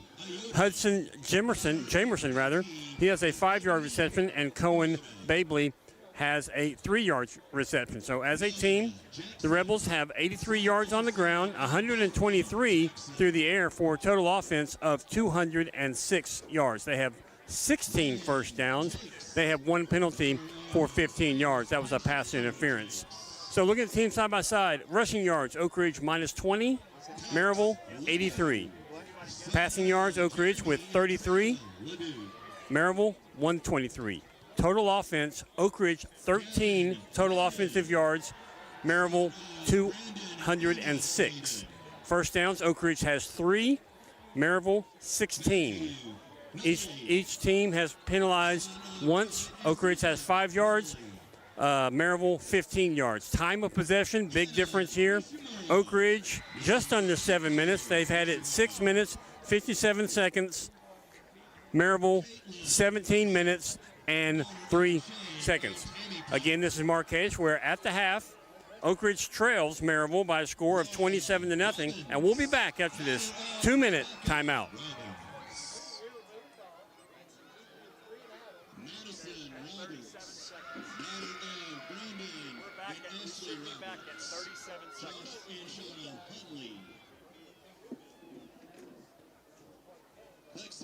Rodriguez, daughter of Jessica Romero. Allie Simpson, daughter of Eric and Meredith Simpson. Stacy Valera, daughter of Lucy and Angel Valera. Alex Vestine, son of David Vestine and Courtney Vanderpool. Kate Walden, daughter of Shay Walden.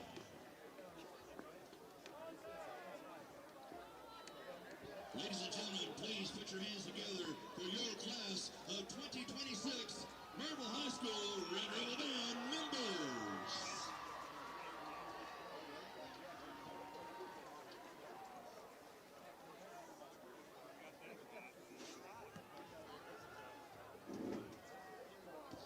Ladies and gentlemen, the Red Rebel Marching Band is under the direction of Mr. Jonathan Eichman and Mr. Sean Copeland.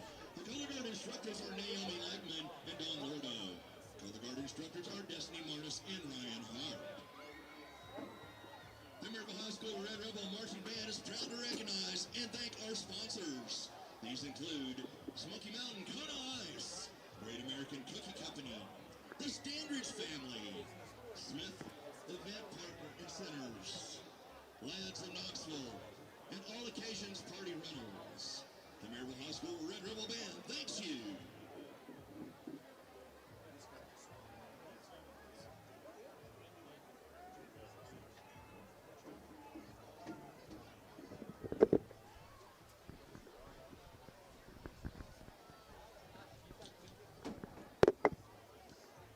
Hey fans, if you're not broke, head to our concession stands. Let us handle your cravings, and you'll be back in your seats before the next big play begins. On behalf of the Maryville High School Red Rebel Marching Band, we thank you for your attention to tonight's performance. Coming up next, your second half. Has a total of 13 yards of offense in the first half. I know that those listening online were keen to this one. Mark Hayes was mentioned this a moment ago, but Oak Ridge has 8 rushes for negative 20 yards, and of course Blaine getting thrown behind the line of scrimmage, unfortunately that does factor into that average. Wayne Gibson's rushed the ball 5 times for just 3 yards a carry. Blaine 6 of 9 through the air for just 33 yards, and again Oak Ridge's total offense just 13 yards for Oak Ridge in that first half. We apologize for the audio issues. If you could see our setup up here, you would understand why things like this kind of happen. And Alex, do we have a winner in the trivia? I believe they are typing. They are currently typing. A couple other people, well, actually, nope. Somebody guessed Derek Rang and George Corals, and that we do have a winner. So if you haven't texted us yet, you're okay. Don't worry about texting because we do have a winner. We're just waiting on the winner to. They texted us from a number that we don't have, so we just want to make sure we give credit to the proper number. The correct answer was. Obviously, one of them is in this game, Derek Rang, who played quarterback for Maryville. The other was a former Oak Ridge coach, Emory Hale, who then took the helm later in his career here at Maryville High School as the head coach. And I knew that only because I read your article in the Oak Ridger the other day, David. The winner of tonight's Fats Barbecue Trivia is Steve Nyad. So, Steve, thanks for playing, and thanks to Fats Barbecue for sponsoring. Steve, we'll get with you on how to get that barbecue. We are just moments away from the start of the second half. We'll come back and talk to Alex in a minute about how the Wildcats can get back in it. It's Oak Ridge trailing 27-0.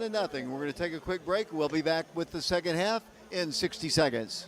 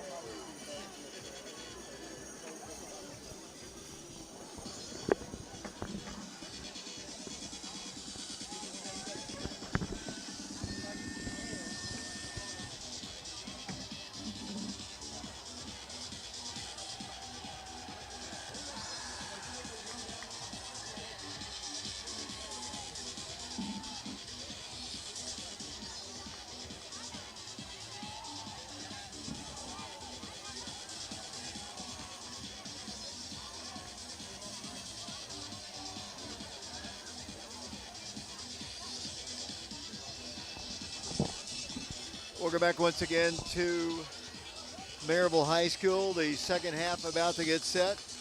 Wildcats will be receiving the kickoff. Back deep will be Tyree Porter and Jarrell Jimerson, neither of which have even gotten a sniff at trying to return the ball tonight because, as Eli Pearson did in his lone opportunity, Maryville's kicker has booted it towards the back of the end zone each and every time. So again, a lot of meat left on the bone, as they would say in the first half for Oak Ridge. A lot of ball left to play, but certainly, David, if Oak Ridge is going to get back into this one, you would think that they need to get something done and score on this drive. There is the kick, and it's going to, again, go through the back of the end zone. So the Wildcat offense will come onto the field. Here, first down, 10 yards to go, 13 yards of total offense.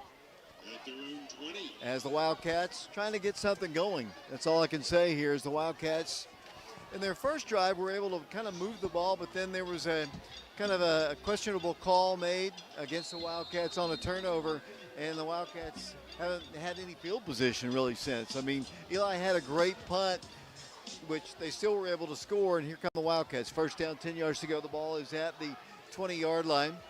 Blaine's going to quick pass out to, too quick of a pass outside to Malik Howard.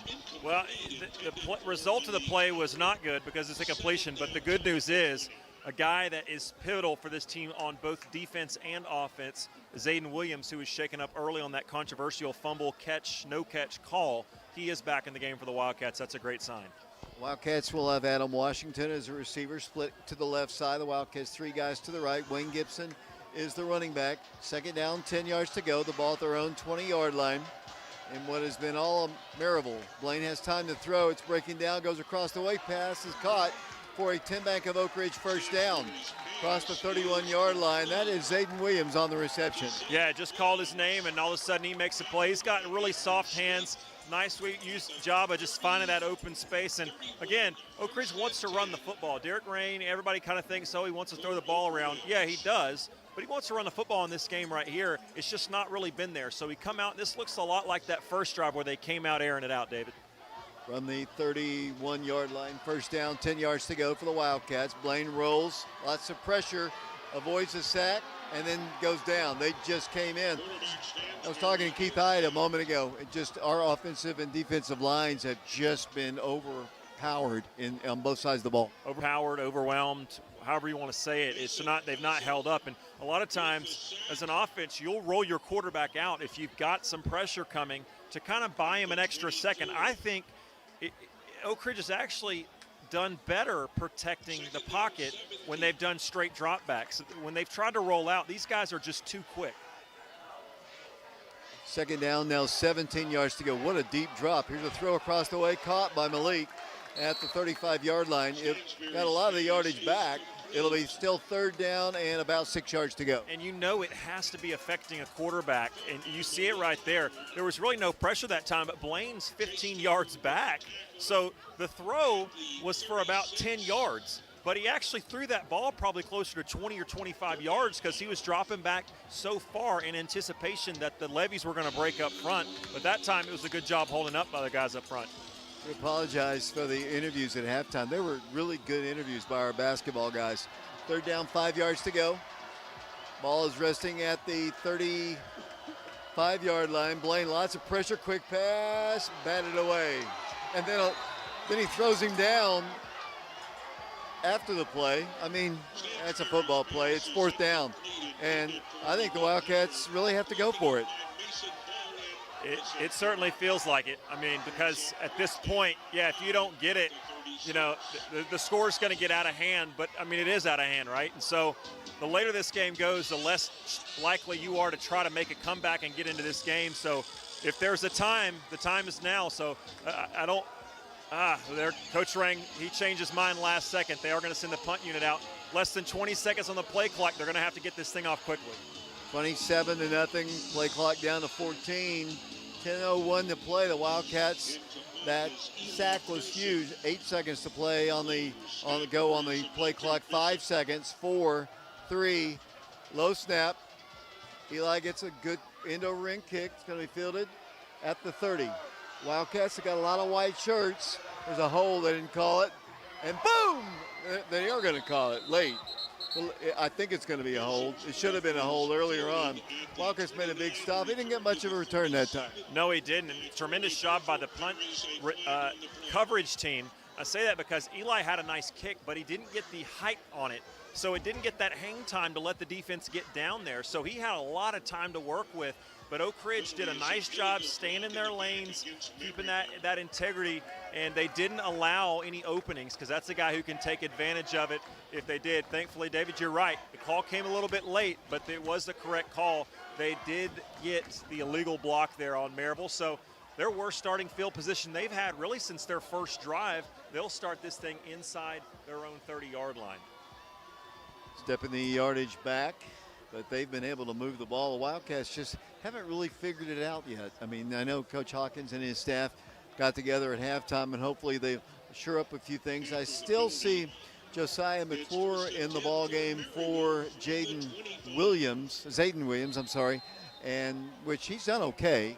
Yeah, what Zayden Williams, while he's back on offense, he's standing near the defensive backs coach Zach Kasner, but he's not in the game, so they're still trusting the freshman out there right now. on the 25-yard line. Once again, first down, 10 yards to go for Maryville, 27-0, 9:48 to play third quarter. Hand off to the running back, and he just zips through the line. Wildcats do make a very nice tackle at the 31-yard line. I think that was J.T. Gormley who actually made the stop, but I thought he was just going to go. Jet. Yeah, I mean, they kind of just ran that off tackle, and it just kind of looked like, some of those old, like Eddie George running backs where you get ahead of speed before you get to the line. He was already almost kind of in third gear by the time he broke through the line. So Oak Ridge just, again, Maryville just doing what they want up front right now. Second down, we'll call it 3 yards to go for it. First, the ball at the 31-yard line. Jones at quarterback. He's going to hand it to the back, and that line push is just amazing. Look at this down here. Look at this down here. Two guys just taking Wildcats down the field. I mean, Wildcats are just getting manhandled at the point of attack. They are, and we've seen Oak Ridge's defensive line. They're stout. They're phenomenal players and a great unit. But this offensive line, it's less of a negative against Oak Ridge and just more of a tip your hat, because these guys are rough and rowdy up front for Maryville, and they are blocking 15, 20 yards downfield with pride. On the 36-yard line, first down, 10 yards to go, 8:32 to play in the third quarter. It's been all Maryville, as you can see if you're watching it on our YouTube, and we appreciate had some technical issues. They run into a wall that time of White Shirts, but he's still driving his legs, and Wildcats haven't got him down, and the Wildcats joined the fray, but they had him, and then the push just kept pushing our line back, and it's a gain on the play up to the 42-yard line. Nate Stevens, along with others, gain of 5 on the play. Yeah, and even on a play where it seems like, okay, you got him stopped for a couple yards, the leg drive and the line comes in there late, just pushing forward, and they still end up 5 yards downfield. Up to the line they'll come, which is the 43-yard line of the Rebels. As they look over to the sideline, Derek Hunt is the head coach of the Maryville Rebels, took over for George Quarles, who was honored either last week or the week before, and they named a street for him, after him, and all those state championship banners. They should have done it a long time ago. Here's a handoff straight up the middle. Wildcats make a pop, but they're just running through our line, that hadn't happened all year. Yeah, well, and it's not like the running backs are just running these guys over. They're getting blocked and a lot of times doubled, and there's just the gaps. Their running backs are great athletes, but even if they weren't, they'd still be getting 3 or 4 yards a pop, because the holes are so big, and Oak Ridge is now funneling and rotating guys in and out of that line to try to keep guys fresh, but it's not making much of a difference. Maryville's offensive line is just dominating. On the 49-yard line, another first down for the Rebels. Wildcats looking at Jones from the shotgun. He's got 2 receivers to the right. They're just running the ball straight up the gut. Wildcats make a stop there after a gain of about 3. I mean, when they make a nice play, it's still up the field, as we said, which is, right now, mercifully, I hope they just keep running the ball. Maryville's one of those kind of teams and programs, they're not going to run the score up on you. They're going to run. Well, yeah, and I don't, and especially with who's the head coach for Oak Ridge, I don't think they're going to do anything classless or anything. But you look at Maryville right now, this is like their 3rd or 4th string running back that's into the game. It just shows you the depth and the numbers that these guys have and the quality of the depth. Second down, 6 yards to go. This is for the region championship. The Wildcats and Rebels will be hosting playoff ball games next Friday. Here comes some pressure. Here's a high, long pass. That's pass interference. Should have been. Yes, good call by the official that time. He tackled him. I actually disagree with you, David. To me, it was a heads-up play a heady play by the wide receiver who knew that he was overshot. He wasn't going to get a shot at that ball. And I'm besides you, but I'm a tiny bit of a different angle. To me, it looked like he saw that and just kind of fell down to give that illusion to get the feet tangled up. I actually don't like that call, but I can see why you thought it was, and maybe I'm wrong, but I actually think he kind of sold that one. Looked like he grabbed him from around the waist, but you're right. You're taller than me. Is that? They walk the ball up to the 32-yard line, 5:56 to play on this Thursday night. The Wildcats next Friday will be hosting playoffs. And have we gone through the scenarios yet? I don't think so. We didn't really have a chance. We just tried to fix our audio issue, which who knows what happens. Last couple of weeks it's been video and audio. Today it's been audio. Wish you could have heard those three basketball players. As here's the handoff to number 10. He gets around the end and knocked down JT. Look at this up here. They are so physical. They are physical, and they're intimidating our guys. Yeah, 56 plays how we've seen Jared Bafford, where he is taking pride and joy in just dominating whoever he's matched up against. And so, unfortunately for the Wildcats, it's been several different guys. But 56 for Maryville has really been impressive. They've moved the ball to the 27-yard line. 5:23 to play in the third quarter. 27-0. Wildcats and Maryville Rebels. The Wildcats looking at their 7th consecutive loss to these guys. Dating, the last win was 1969. They haven't played a whole lot, obviously, as they hand off to number 10, and they just get to that corner with ease. Just around the end. And the tackle is made by Williams and a couple of others. That's a gain on the play for Quavez. Makes the stop, and I heard what you said earlier. It's good to have him back in there. I thought Dylan Woody did a good job for him stepping in, but Quavez, senior player, getting a chance after an injury. It's going to be third down and a yard to go.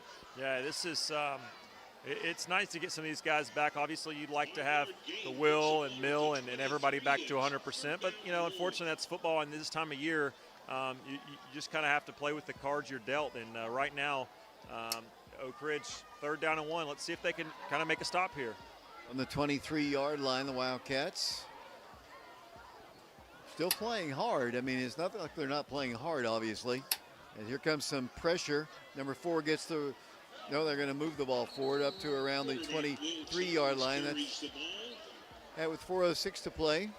That's going to be enough for another first down up to the 21-yard line. First and 10, Maryville. 4:06 to play. And I'll give a lot of credit to the Oak Ridge fans. Most of it stuck around. And I love this student section. It's almost as big as any home student section. Yeah, it is. They've shown up and showed out tonight, dressed in their costumes. I'm going to say something. It's not – Oak Ridge is an intelligent fan base. I'll say that after this play. First down, 10 yards to go from the 21-yard line of the Wildcats. Very steady drive after the Wildcats were forced to punt. 3:39 to play third quarter. Once again, Jones. I think that's still Jones as he pitches out to the right. Wildcats giving ground there. You can't do that. As that time the stop is made once again by Quavez Williams. The Wildcats were backpedaling there instead of aggressively going after him, and it's another big gain. Yeah, they'll see that on film. They'll talk about that. It's a lesson these guys are going to have to learn. What I was saying a moment ago, Oak Ridge fan base is an intelligent one. I don't need to tell them this, but you'd like to have – a lot of people were asking me, and we're talking the last week or two, do you think Mill and Will be back for this Maryville game? Make no mistake about it, this game was not about the edges. Mill would have helped, Will would have helped, but the trenches is where Maryville has dominated this game. That's the difference. Most definitely. Ball's at the 11-yard line, another first down. 2:56 to play. Region championship looks like it's going to go to the Maryville Rebels. Low snap, quarterback picks it up, has time to pass, throws it, passes up for grabs, and it's going to be caught in the back of the end zone for a touchdown. The Wildcats were in pretty good position defensively on the back end of the end zone. Now they're going to talk about it. Here's a flag. It's after the play. Their quarterback, I don't know who he was drawing to, if it was one of the Oak Ridge players, if it was towards Coach Rang, or just anybody in general.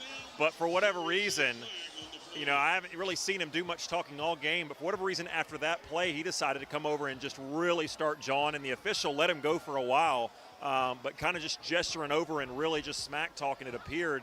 Totally unnecessary, and I don't know why he decided to do it, but pretty clear that time who that's on. Wildcats have an injured player, I believe, in the end zone against that fence, so I hesitate to take a break. That would be Josiah, because he was the defender on the play. And that's one thing. You said this stadium, it was a great way of putting it. It's landlocked. There's just not a lot of spaces, even on the end zone, for like the end zone cameras. There's really almost nowhere to put them. And so on a play like that towards the back of the end zone, you're about a step and a half away from hitting that fence. It's dangerous, but there's not much they can do about it, I guess, unless they padded the whole thing. Size up. The freshman's going to walk out over towards the sideline. They're going to be penalized unsportsmanlike conduct. It is a touchdown, though. It was on the back end of the end zone. There was a discussion. I was hoping they were going to say he was out of bounds, but obviously they got together. Maybe they were just more concerned about our freshman defensive back. It has been all Maryville, 33-0. 2 minutes, 43 seconds to play, and eventually they'll go for the extra point. Yeah, it's. I think this is going to be an eye-opening game for Oak Ridge. You know, they started playing. They played well. Started playing well. They're 9-0 for crying out loud. They've been playing well, but the last week or so, after that bye week, they kind of had that slow start on that initial game against Hardin Valley. Came out in the second half, looked better. Then last week, just about a picture-perfect game on all sides of the ball against Farragut. And you come into this with high hopes, rolling, feeling good about yourself, and this is going to be a confidence blow. There's no question. But if you're Oak Ridge in this locker room, you got to look back and say, there's one game that's the anomaly. We gotta come back out and get ready for the playoffs. And so what you do for Oak Ridge now, you don't throw in the towel, but you try to figure out, let me try to put something on film against a team like this, because there's only 2 or 3 teams like this in the state, and unfortunately, one of them happens to be in your region. So you do something in this last 15 minutes or so that you can put on film and say, we can have success if we do these things. And I think that's what your mindset is right now if you're Coach Rang and the Wildcats. They're going to assess the penalty on the kickoff, so now they're going to go for the extra point. 2:43 to play in the third quarter, 33-0. High snap, pressure, kick is on its way. It's up and it's good. 2:43 to play, third quarter. We could have a running clock here, and that's pretty embarrassing to an Oak Ridge team. 34-0 our score. We'll be back with a kickoff in 60 seconds.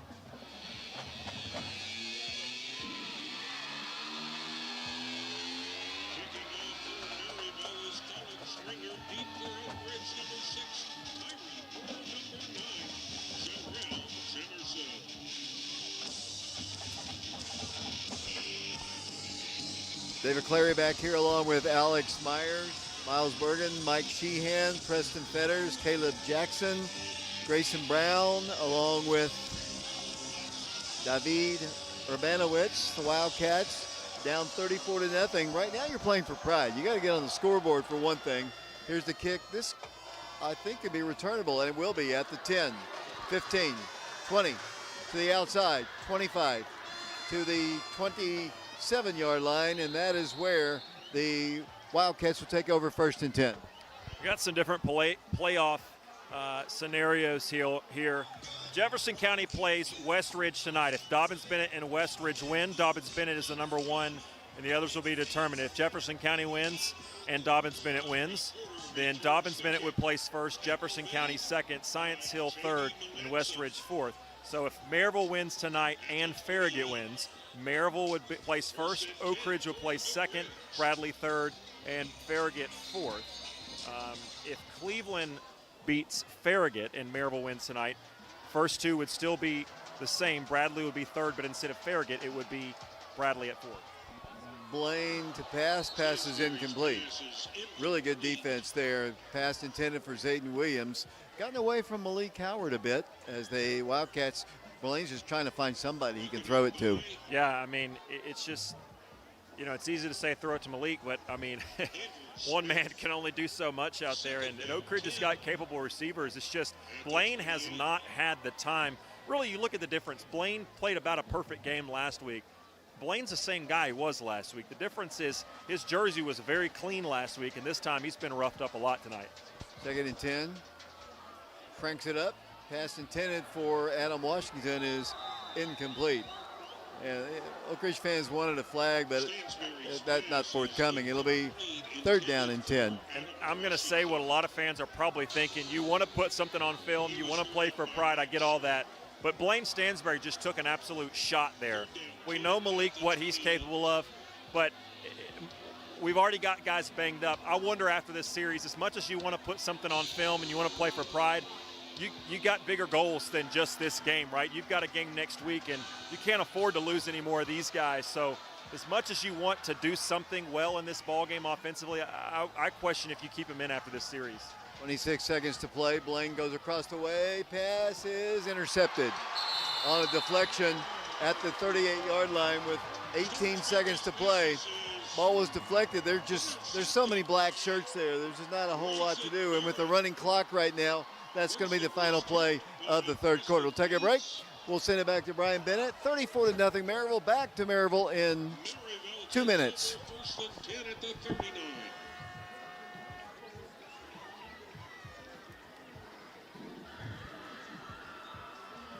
And that is the end of the 3rd quarter.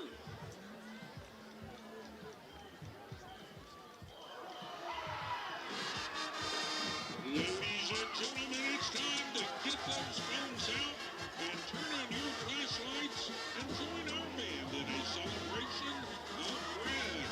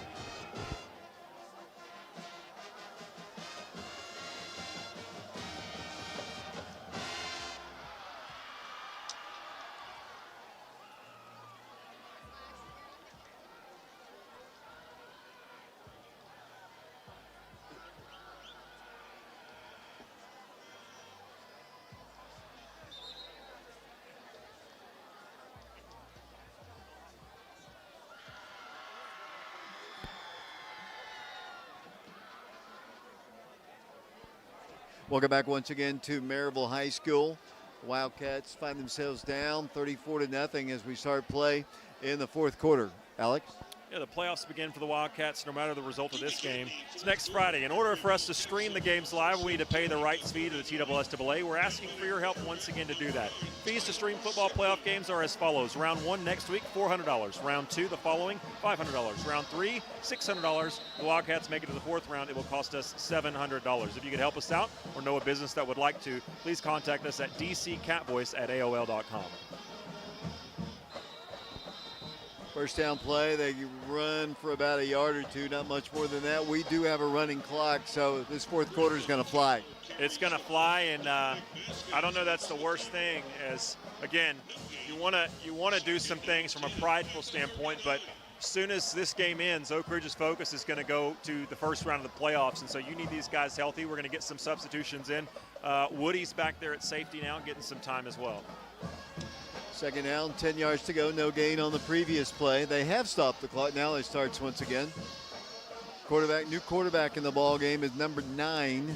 It's dark in here. I can't really read the roster. You'll have to help me there. 11-13 and counting.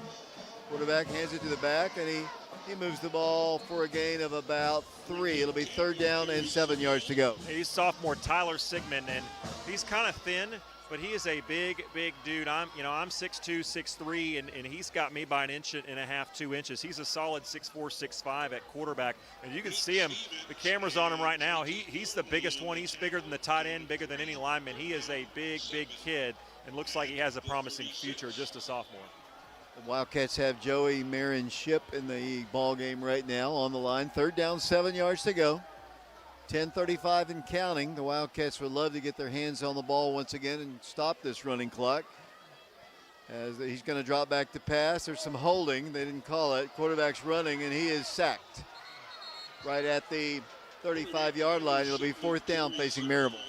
You know, you look at what can Oak Ridge take as the positive. Penalties have been things that have hurt Oak Ridge in the past and earlier this season. The Wildcats have not been penalized much tonight. Now, there hasn't been a lot of resistance, but they've even on offense, there's not been a lot of holding. There's not been a lot of jawing, anything like that. So that's one thing. And here's a big 4th down. Let's see if this defense can get some confidence and get a stop right here. 4th down, 6 yards to go. Looking over to Derek Hunt across the way. 9:47 and counting. 4th down, 6 yards to go. Let's see if they're trying to get us just to jump off sides. Call a timeout. Play clock is down to 6:5. They're going to run the play. Lots of pressure. Sacked! Way back at the 50-yard line. Great play by King Sandoval. Just got back so quickly and dropped him for a huge loss, and the Wildcats are going to get it at midfield. Yeah, great job by King getting back there, putting those big mitts around the quarterback. He could not escape that. King Sandoval gets the first sack of the night for the Wildcats, and their offense takes over in good position. Let's see if they sing the first string back out there. It looks like, David, they are going to send those starters back. At least that offensive line looks like they're the starters. 9 minutes to play in the ball game and counting. Miles Bergen has the easiest job in the world until the Wildcats score. As the ball is at the 48-yard line. Clock ticking down, 34-0. Wildcats, I just want to see him score. Kipton Fagan is going to come in at quarterback, so you're right on the money there. Yeah, it's actually, they've got a couple of the starters in on the offensive line. For the most part, they're reserves as well. We'll try to get those names and numbers here in just a moment. One thing Kipton hasn't been able to work with the offensive line, the number one guys, the Wildcats running the ball for a gain of about a yard or so. That'll be Booth, I believe, carrying the ball for the Wildcats. It'll be 2nd and 9. As Zakai Booth on the carry, we talked about Kipton Fagan being in there. Anthony Ferreira is in there at wide receiver, along with number 29, Ezra Mahoney, and obviously Josiah McClure in there, and Liam Gerber in there at H-back. We'll try to get some of those offensive linemen here in just a moment. 8 minutes to play in the ball game. The Wildcats down 34-0, a running clock. So Maryville will be the region champions. The Wildcats will be number 2. Wildcats will host the playoffs next week, 7 o'clock at Blankenship Field. And if the Wildcats are successful there, they will have to go to Middle Tennessee to play that 2nd round ball game. 2nd down and 9 yards to go. Wildcats give it off to Booth once again, and there was no place to go on that side. It's a loss on the play. Would that 2nd round game potentially be against Oakland, or it would be more like against Riverdale, Blackman, one of those guys? That's good to hear. And again, we ran through them earlier, but with Maryville winning tonight, if Farragut wins tomorrow, Maryville will win first, Oak Ridge will win second. Farragut plays tonight, so if Farragut wins, they are the 4th seed. If Cleveland beats Farragut, the only thing that changes in the order, Maryville 1, Oak Ridge 2, Bradley Central 3, is that instead of Farragut being the 4th seed, Hardin Valley would slide into that 4th spot. 3rd down, 11 yards to go. Kipton Fagan, sophomore quarterback. He's a good runner. He's got time, might run. He's going to fire a pass. It's caught by McClure for a 10-bank of Oak Ridge first down at the 35-yard line. McClure with a great catch, a great throw by Kipton. Yeah, McClure, I don't know if he's cramping or what. He's going to be stopped down there. Let's take a 30-second timeout. When we'll come back, we'll get some more of these names and finish up this game.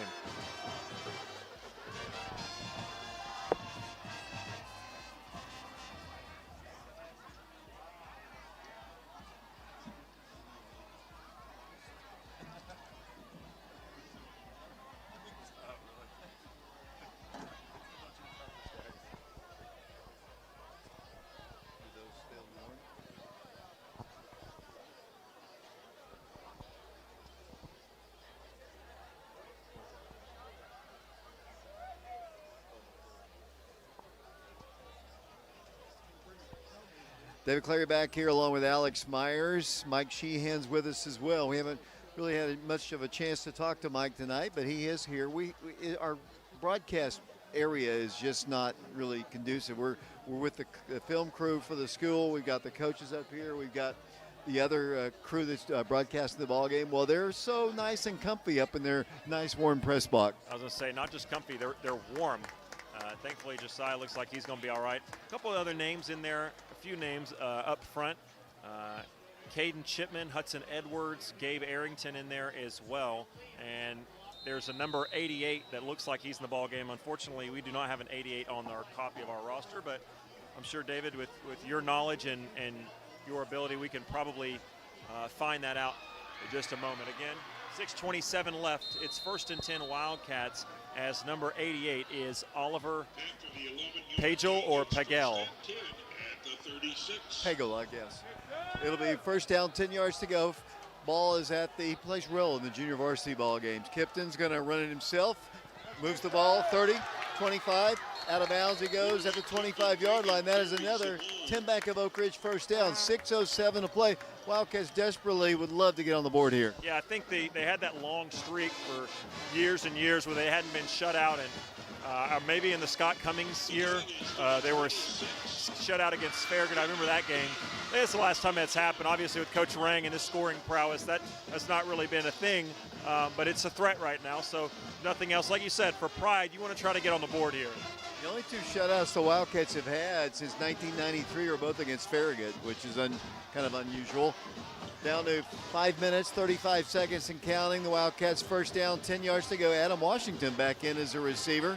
Might be great to see him get a touchdown. Kipton's got a good arm. Wildcats, Liam Gerber lines up tight end on the left side. Wildcats will give it out to Booth. He tries to get outside. You can't bounce around with these guys. You got to hit that hole and go. Yeah, there's no, like you said, you just can't dance around. They're too quick, too physical. You cannot be patient and tentative in any which way against these guys. Offensively, defensively, on special teams, you have to be the aggressor. They have been the aggressor all night long. I'm with you. See Adam Washington in there one-on-one against this corner. I'm not sure if they'll bring the safety over or not, but I'd love to see him show off that baseball arm a little bit and just give Adam a one-on-one shot to try to get the senior a touchdown here tonight.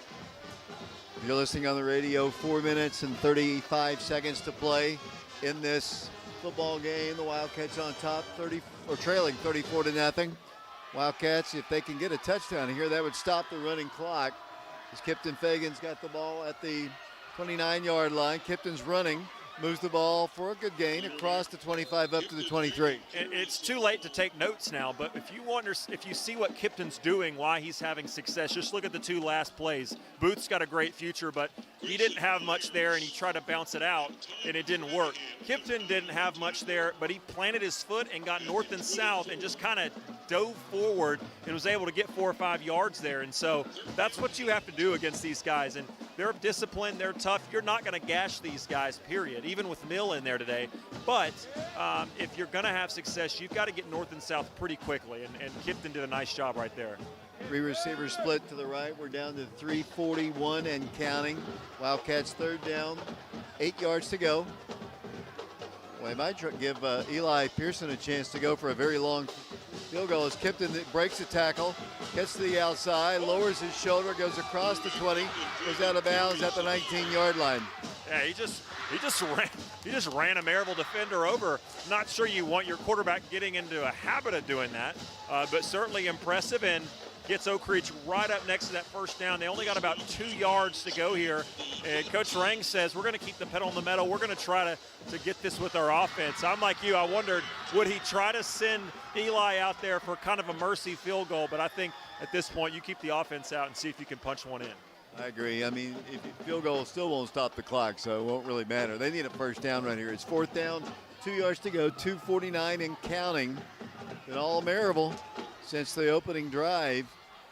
And Kipton, they're waiting a long time. And I think Oak Ridge is going to call a timeout.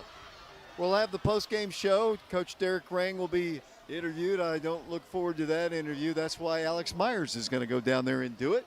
Let's take a quick break. We'll send it back to Brian Bennett. Remember, next week at home, Oak Ridge in the playoffs, 7 o'clock. Wildcats will be playing a team from Upper East Tennessee. We'll be back to Maryville in 30 seconds.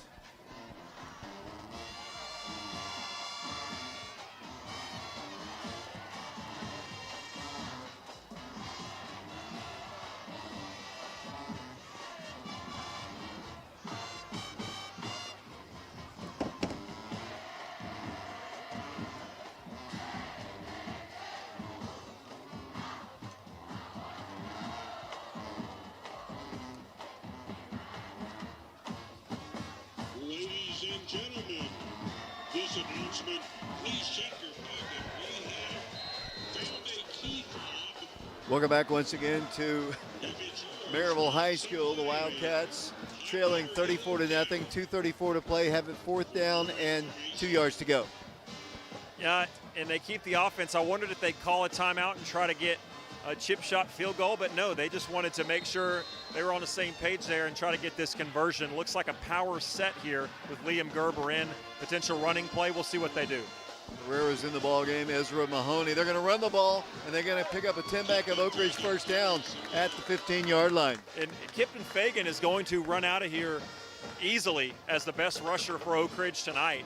I'm sure he's already just about doubled what anybody else has done just on this drive alone. And, you know, obviously Maryville's got their reserves in as well, so he's not facing exactly the same competition. But the depth that Maryville has, these guys would win a lot of football games, this unit right here for Maryville. So this is no slouch that these guys are going up against and that Kipton's having some success against.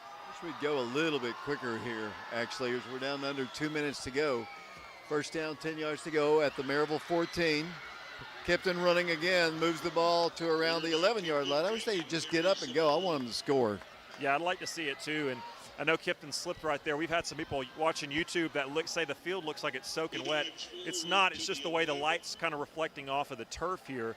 It's a pretty dry surface. We haven't had slipping really all night, but right there it did look like his feet just kind of went out from underneath him. I wonder if they'll call a play where Kipton maybe can kind of air one out here, because you've got less than a minute and a half left, and second down, you got about 3 plays to work with, especially at this pace. I don't know. It's going to be less than that because they're taking all the time in the world. They're just standing out there. I would rather them score. I really don't understand it, honestly. Yeah, I'm with you. I want to get points on the board. Obviously, the results of the game are the same, but at Oak Ridge, you got enough pride. You don't want to get shut out. Kipton's going to throw it end zone, off the fingertips, incomplete. Almost a touchdown to Adam Washington. Down to 54 seconds to play. Nice throw, Adam, just couldn't hold on to it. Yeah, I mean, might as well run a play like that 2 more times. You got 45 seconds or so here to play. It's third down right here, so you got 2 plays. I'm with you. I hope Oak Ridge gives their offense a shot 2 more times. Well, the coaching staff's heading down from the booth up here. 35 seconds to play. They're only going to get 1 play off. They got to score on this one or not. I don't know. I'm with you. I want to try to. I'm going for the end zone then, at least. I don't understand that. I would rather not be shut out, to be honest with you. 19 seconds to play. Kipton's going to throw it end zone. Almost intercepted. And that's your ball game. The Maryville Rebels have defeated the Oak Ridge High School Wildcats by a final score of 34-0. The 2 teams getting ready to shake hands out at the center of the field.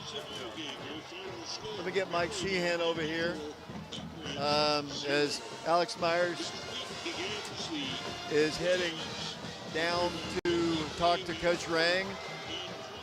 Maryville is the region champions, and they look like it. They took the Wildcats to the woodshed today, dominating on the offensive line, the defensive line, just about everything they did well, and they are deserving of the championship. The Wildcats, a lot of football hopefully to go for the Wildcats. They will head to the playoffs next week at 9-1, same record as the Maryville Rebels. Of course, their loss was to the Alcoa Tornadoes. I'm going to take a break here, send it off to, I thought Mike might come over and talk to me, but he's not moving that way, so I'll take a break here. Oak Ridge defeated 34-0. Back with our post-game show in 2 minutes.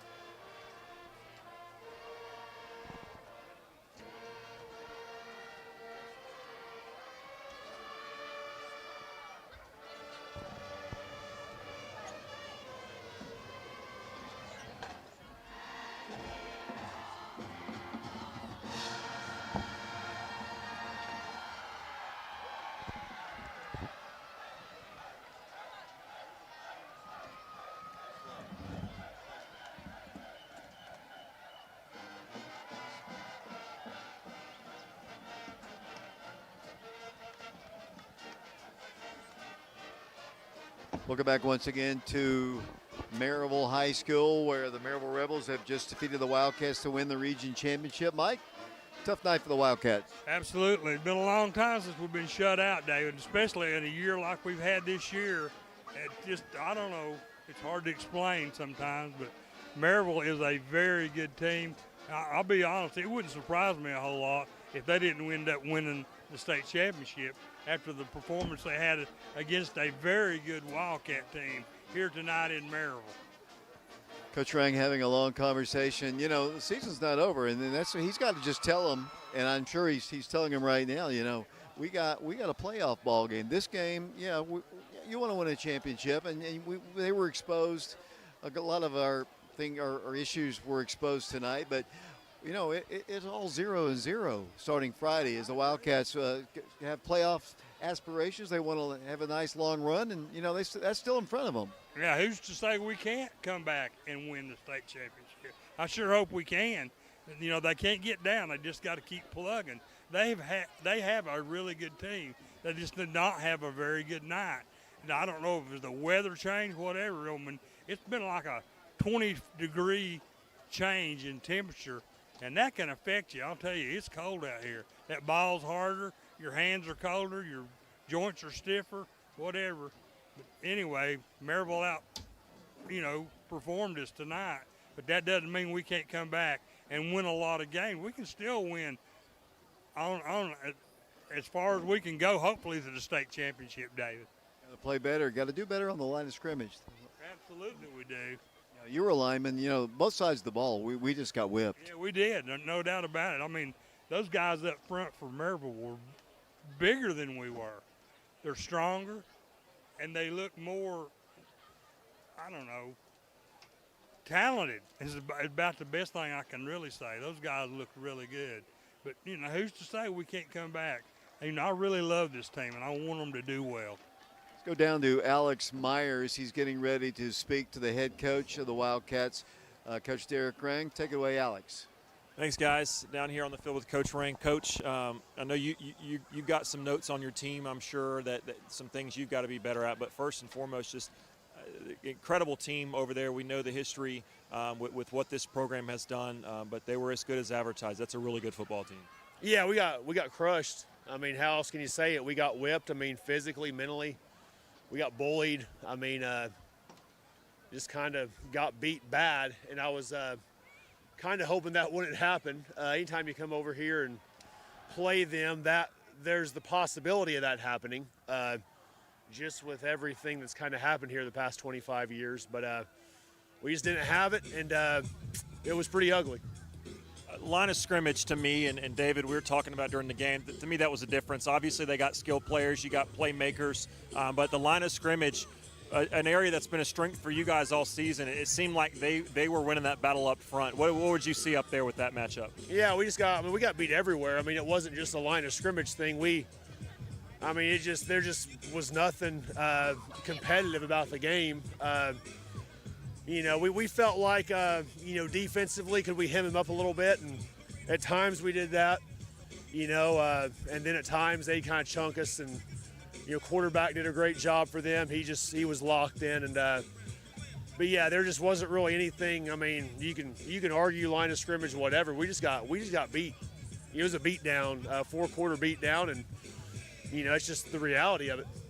One question that we had some fans wanting to know towards the end there with Kipton, you guys obviously, they had their second string in, but you guys had yours as well. But I thought you guys were able to get some stuff. He had some nice runs. Had a couple shots at the end zone. Did it cross your mind to try to hurry and maybe try to get one more play to stop the shutout, or is that something that crosses your mind in that standpoint? No, I mean, we threw a couple. I mean, like my experiences in these type of situations when the clock's running, give your kids a couple opportunities to score. And we did that, and then it was like, okay, we could have called one more play, but by the time you get a play in and whatever, it was what it was. I mean, there was 13 seconds, so, I get, people, whatever. I mean, the score is 34-0. There's 20 seconds left. It kind of is what it is at that point. We gave them opportunities. I mean, we didn't just run the ball and just, kneel it. We threw 2 passes into the end zone that were incomplete. And then by the time everybody had to run back and get lined up, it was kind of it. They were lined up. We were lined up. So to me, that wasn't really, that big a deal. Okay, you said something to your team. Obviously, I heard Tim, a couple of those veteran guys, after you kind of walked away, saying, kind of trying to rally the troops. The term you used was flush it. You have to flush it because you got a big week. Is down on themselves, I'm sure, as they are in this moment. The reality is everyone's 0-0 going into next week, and it's do or die for Maryville, for you, for everybody in the region that's playing in the playoffs. So what's your message to this team, and how quickly as a coaching staff, how do you flip that switch from disappointment tonight to getting everybody refocused for next week? Well, I think it's always bad when you get crushed like the last game of the season. We were 9-0 coming in, and we were kind of acting like it before the game, and then they humbled us pretty quick out here. And then, it really is. I mean, Alex, the reality is we played a very weak schedule from top to bottom.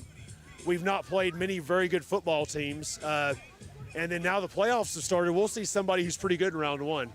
It's going to be, whether it be Jefferson County, Science Hill, Westridge, whoever. So it is what it is. I mean, I know we're on coaches are going to coach their butts off next week.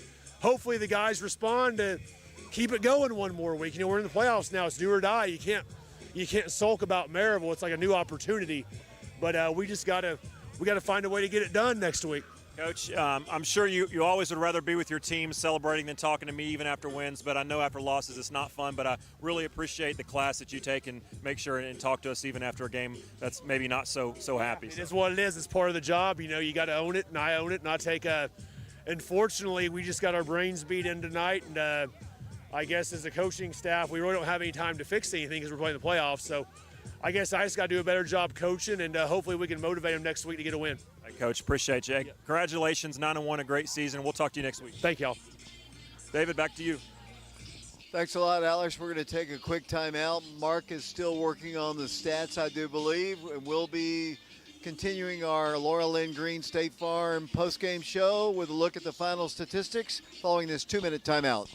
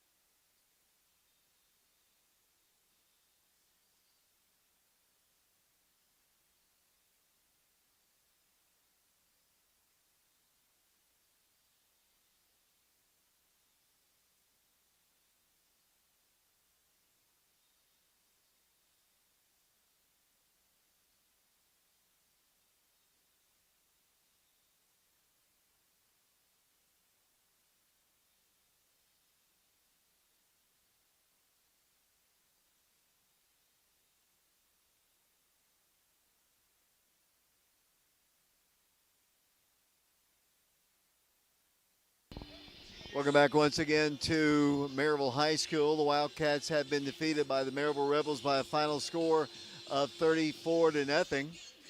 Waiting for Mark to finish the statistics here, waiting for Alex Myers to bring him the microphone so we can do the statistics. I don't know where he is actually.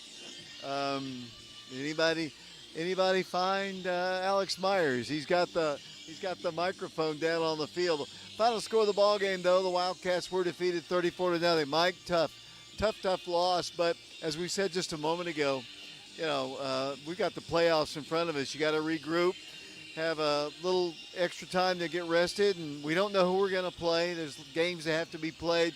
We know that we host the first game. Second round, most likely we're going to Middle Tennessee. Well, it is what it is. Like Coach Rang said, you got to play them one at a time. And the good part is we're going to be in Oak Ridge next Friday night, so we'll get one extra night. All of this will iron out after tomorrow night's games. That's, when you determine exactly who wins and who loses and who's going when, or who's going where, I should say. But we know for the Oak Ridge Wildcats, because of the great season they've had, they are going to get their first playoff round at Blankenship Field in Oak Ridge next Friday night at 7 o'clock. And we're going to try to obviously stream all the playoff ball games, and it does cost us money. It's $400 for the first round. Anybody out there who's willing to help us with our rights fee, we pay all the money to the TSSAA. That's where it goes. I mean, they don't allow us to stream. I know we've got a lot of grandparents, family members outside the Oak Ridge area who can't make the ball games, and you can contact me. You can call me. Well, don't call me right now, but over the weekend sometime.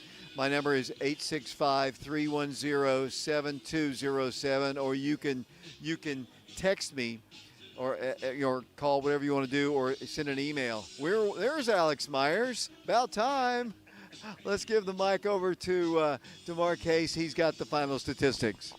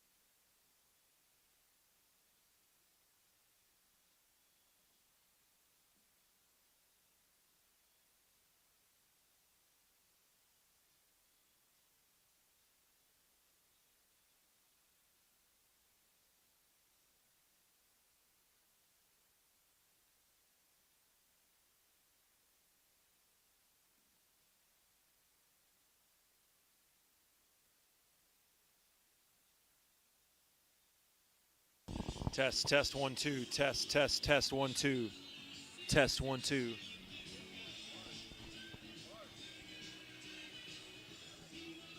As you said, Oak Ridge falls to Maryville tonight, 34-0. Looking at the statistics first for Oak Ridge, they were led on the ground by backup quarterback Kipton Fagan.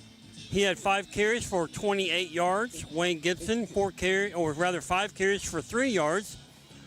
Zakai Booth, 3 carries, minus 4 yards, and Blaine Stansbury, 4 carries for minus 30 yards. As a team, the Wildcats rushed the ball 17 times, netting minus 3 yards on the ground.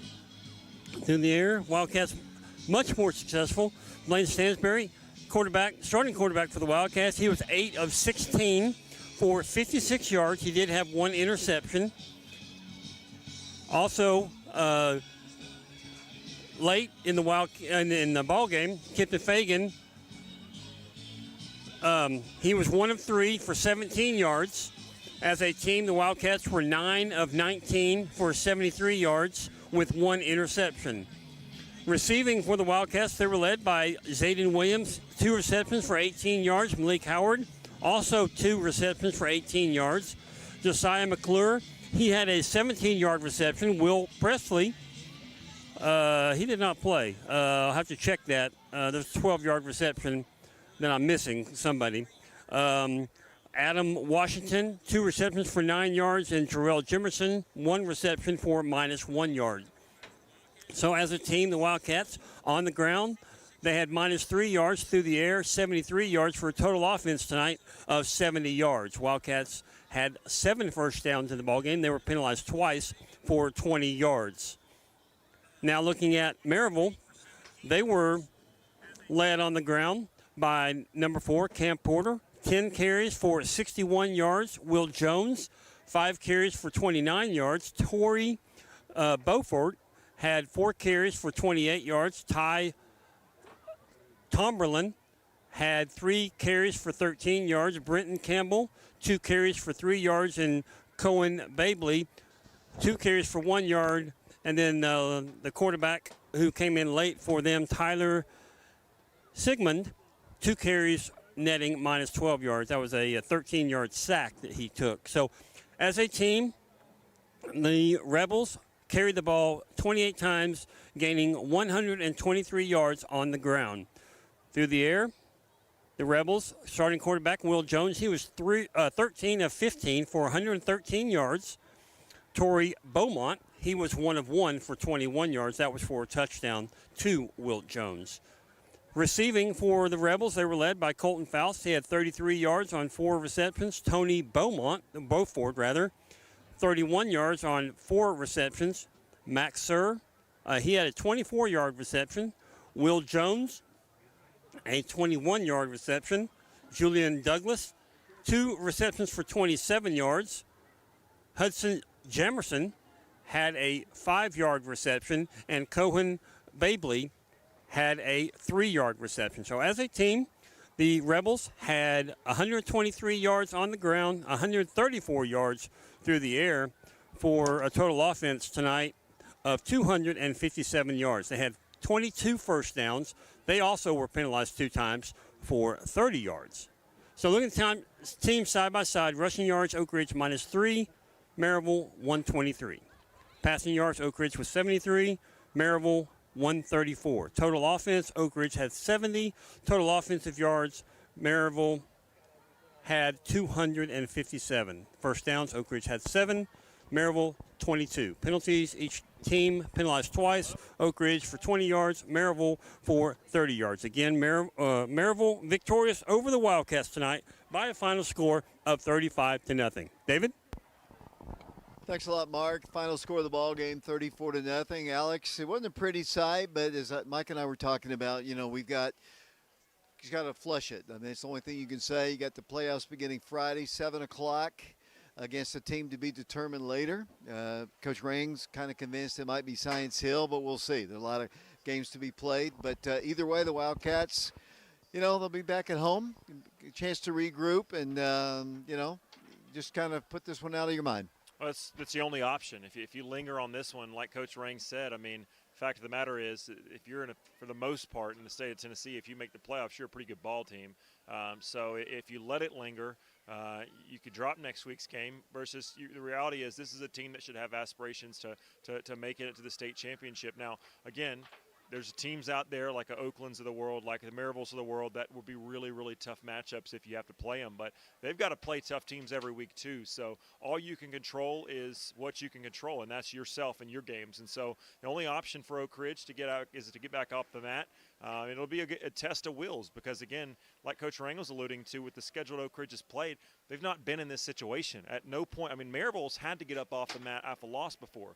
They lost to Alcoa earlier. Oak Ridge has not faced that, so it'll be a very interesting test. And Coach Rang, obviously, they'll have their full attention and mindset ready to go next week. So, like Mike said off the mic, it'll be nice to get back to the friendly confines of Blankenship Field next week, and everybody's 0-0. So overall, though, you just hate that this is the last game of the regular season because it's been a phenomenal regular season. 9-0 into tonight, finishes 9-1. By all accounts, that's still a great regular season, but it just ended poorly. And it's not necessarily that you lost, it's how you lost, and I get that. But, again, last thing, just get off the mat next week and come back and start 1-0 in the playoffs. Alex, I appreciate your fine work tonight. The Wildcats. We also had Mark and Shauna Hayes obviously doing our statistical work. We had Miles Bergen up here, Preston Fetters, Caleb Jackson. We also had, David Urbanowitz and Grayson Brown. Brian Bennett back at the station. Our next broadcast of Oak Ridge High School football will be Friday night will come on the air on FM 92.7 at 6:30 when the Wildcats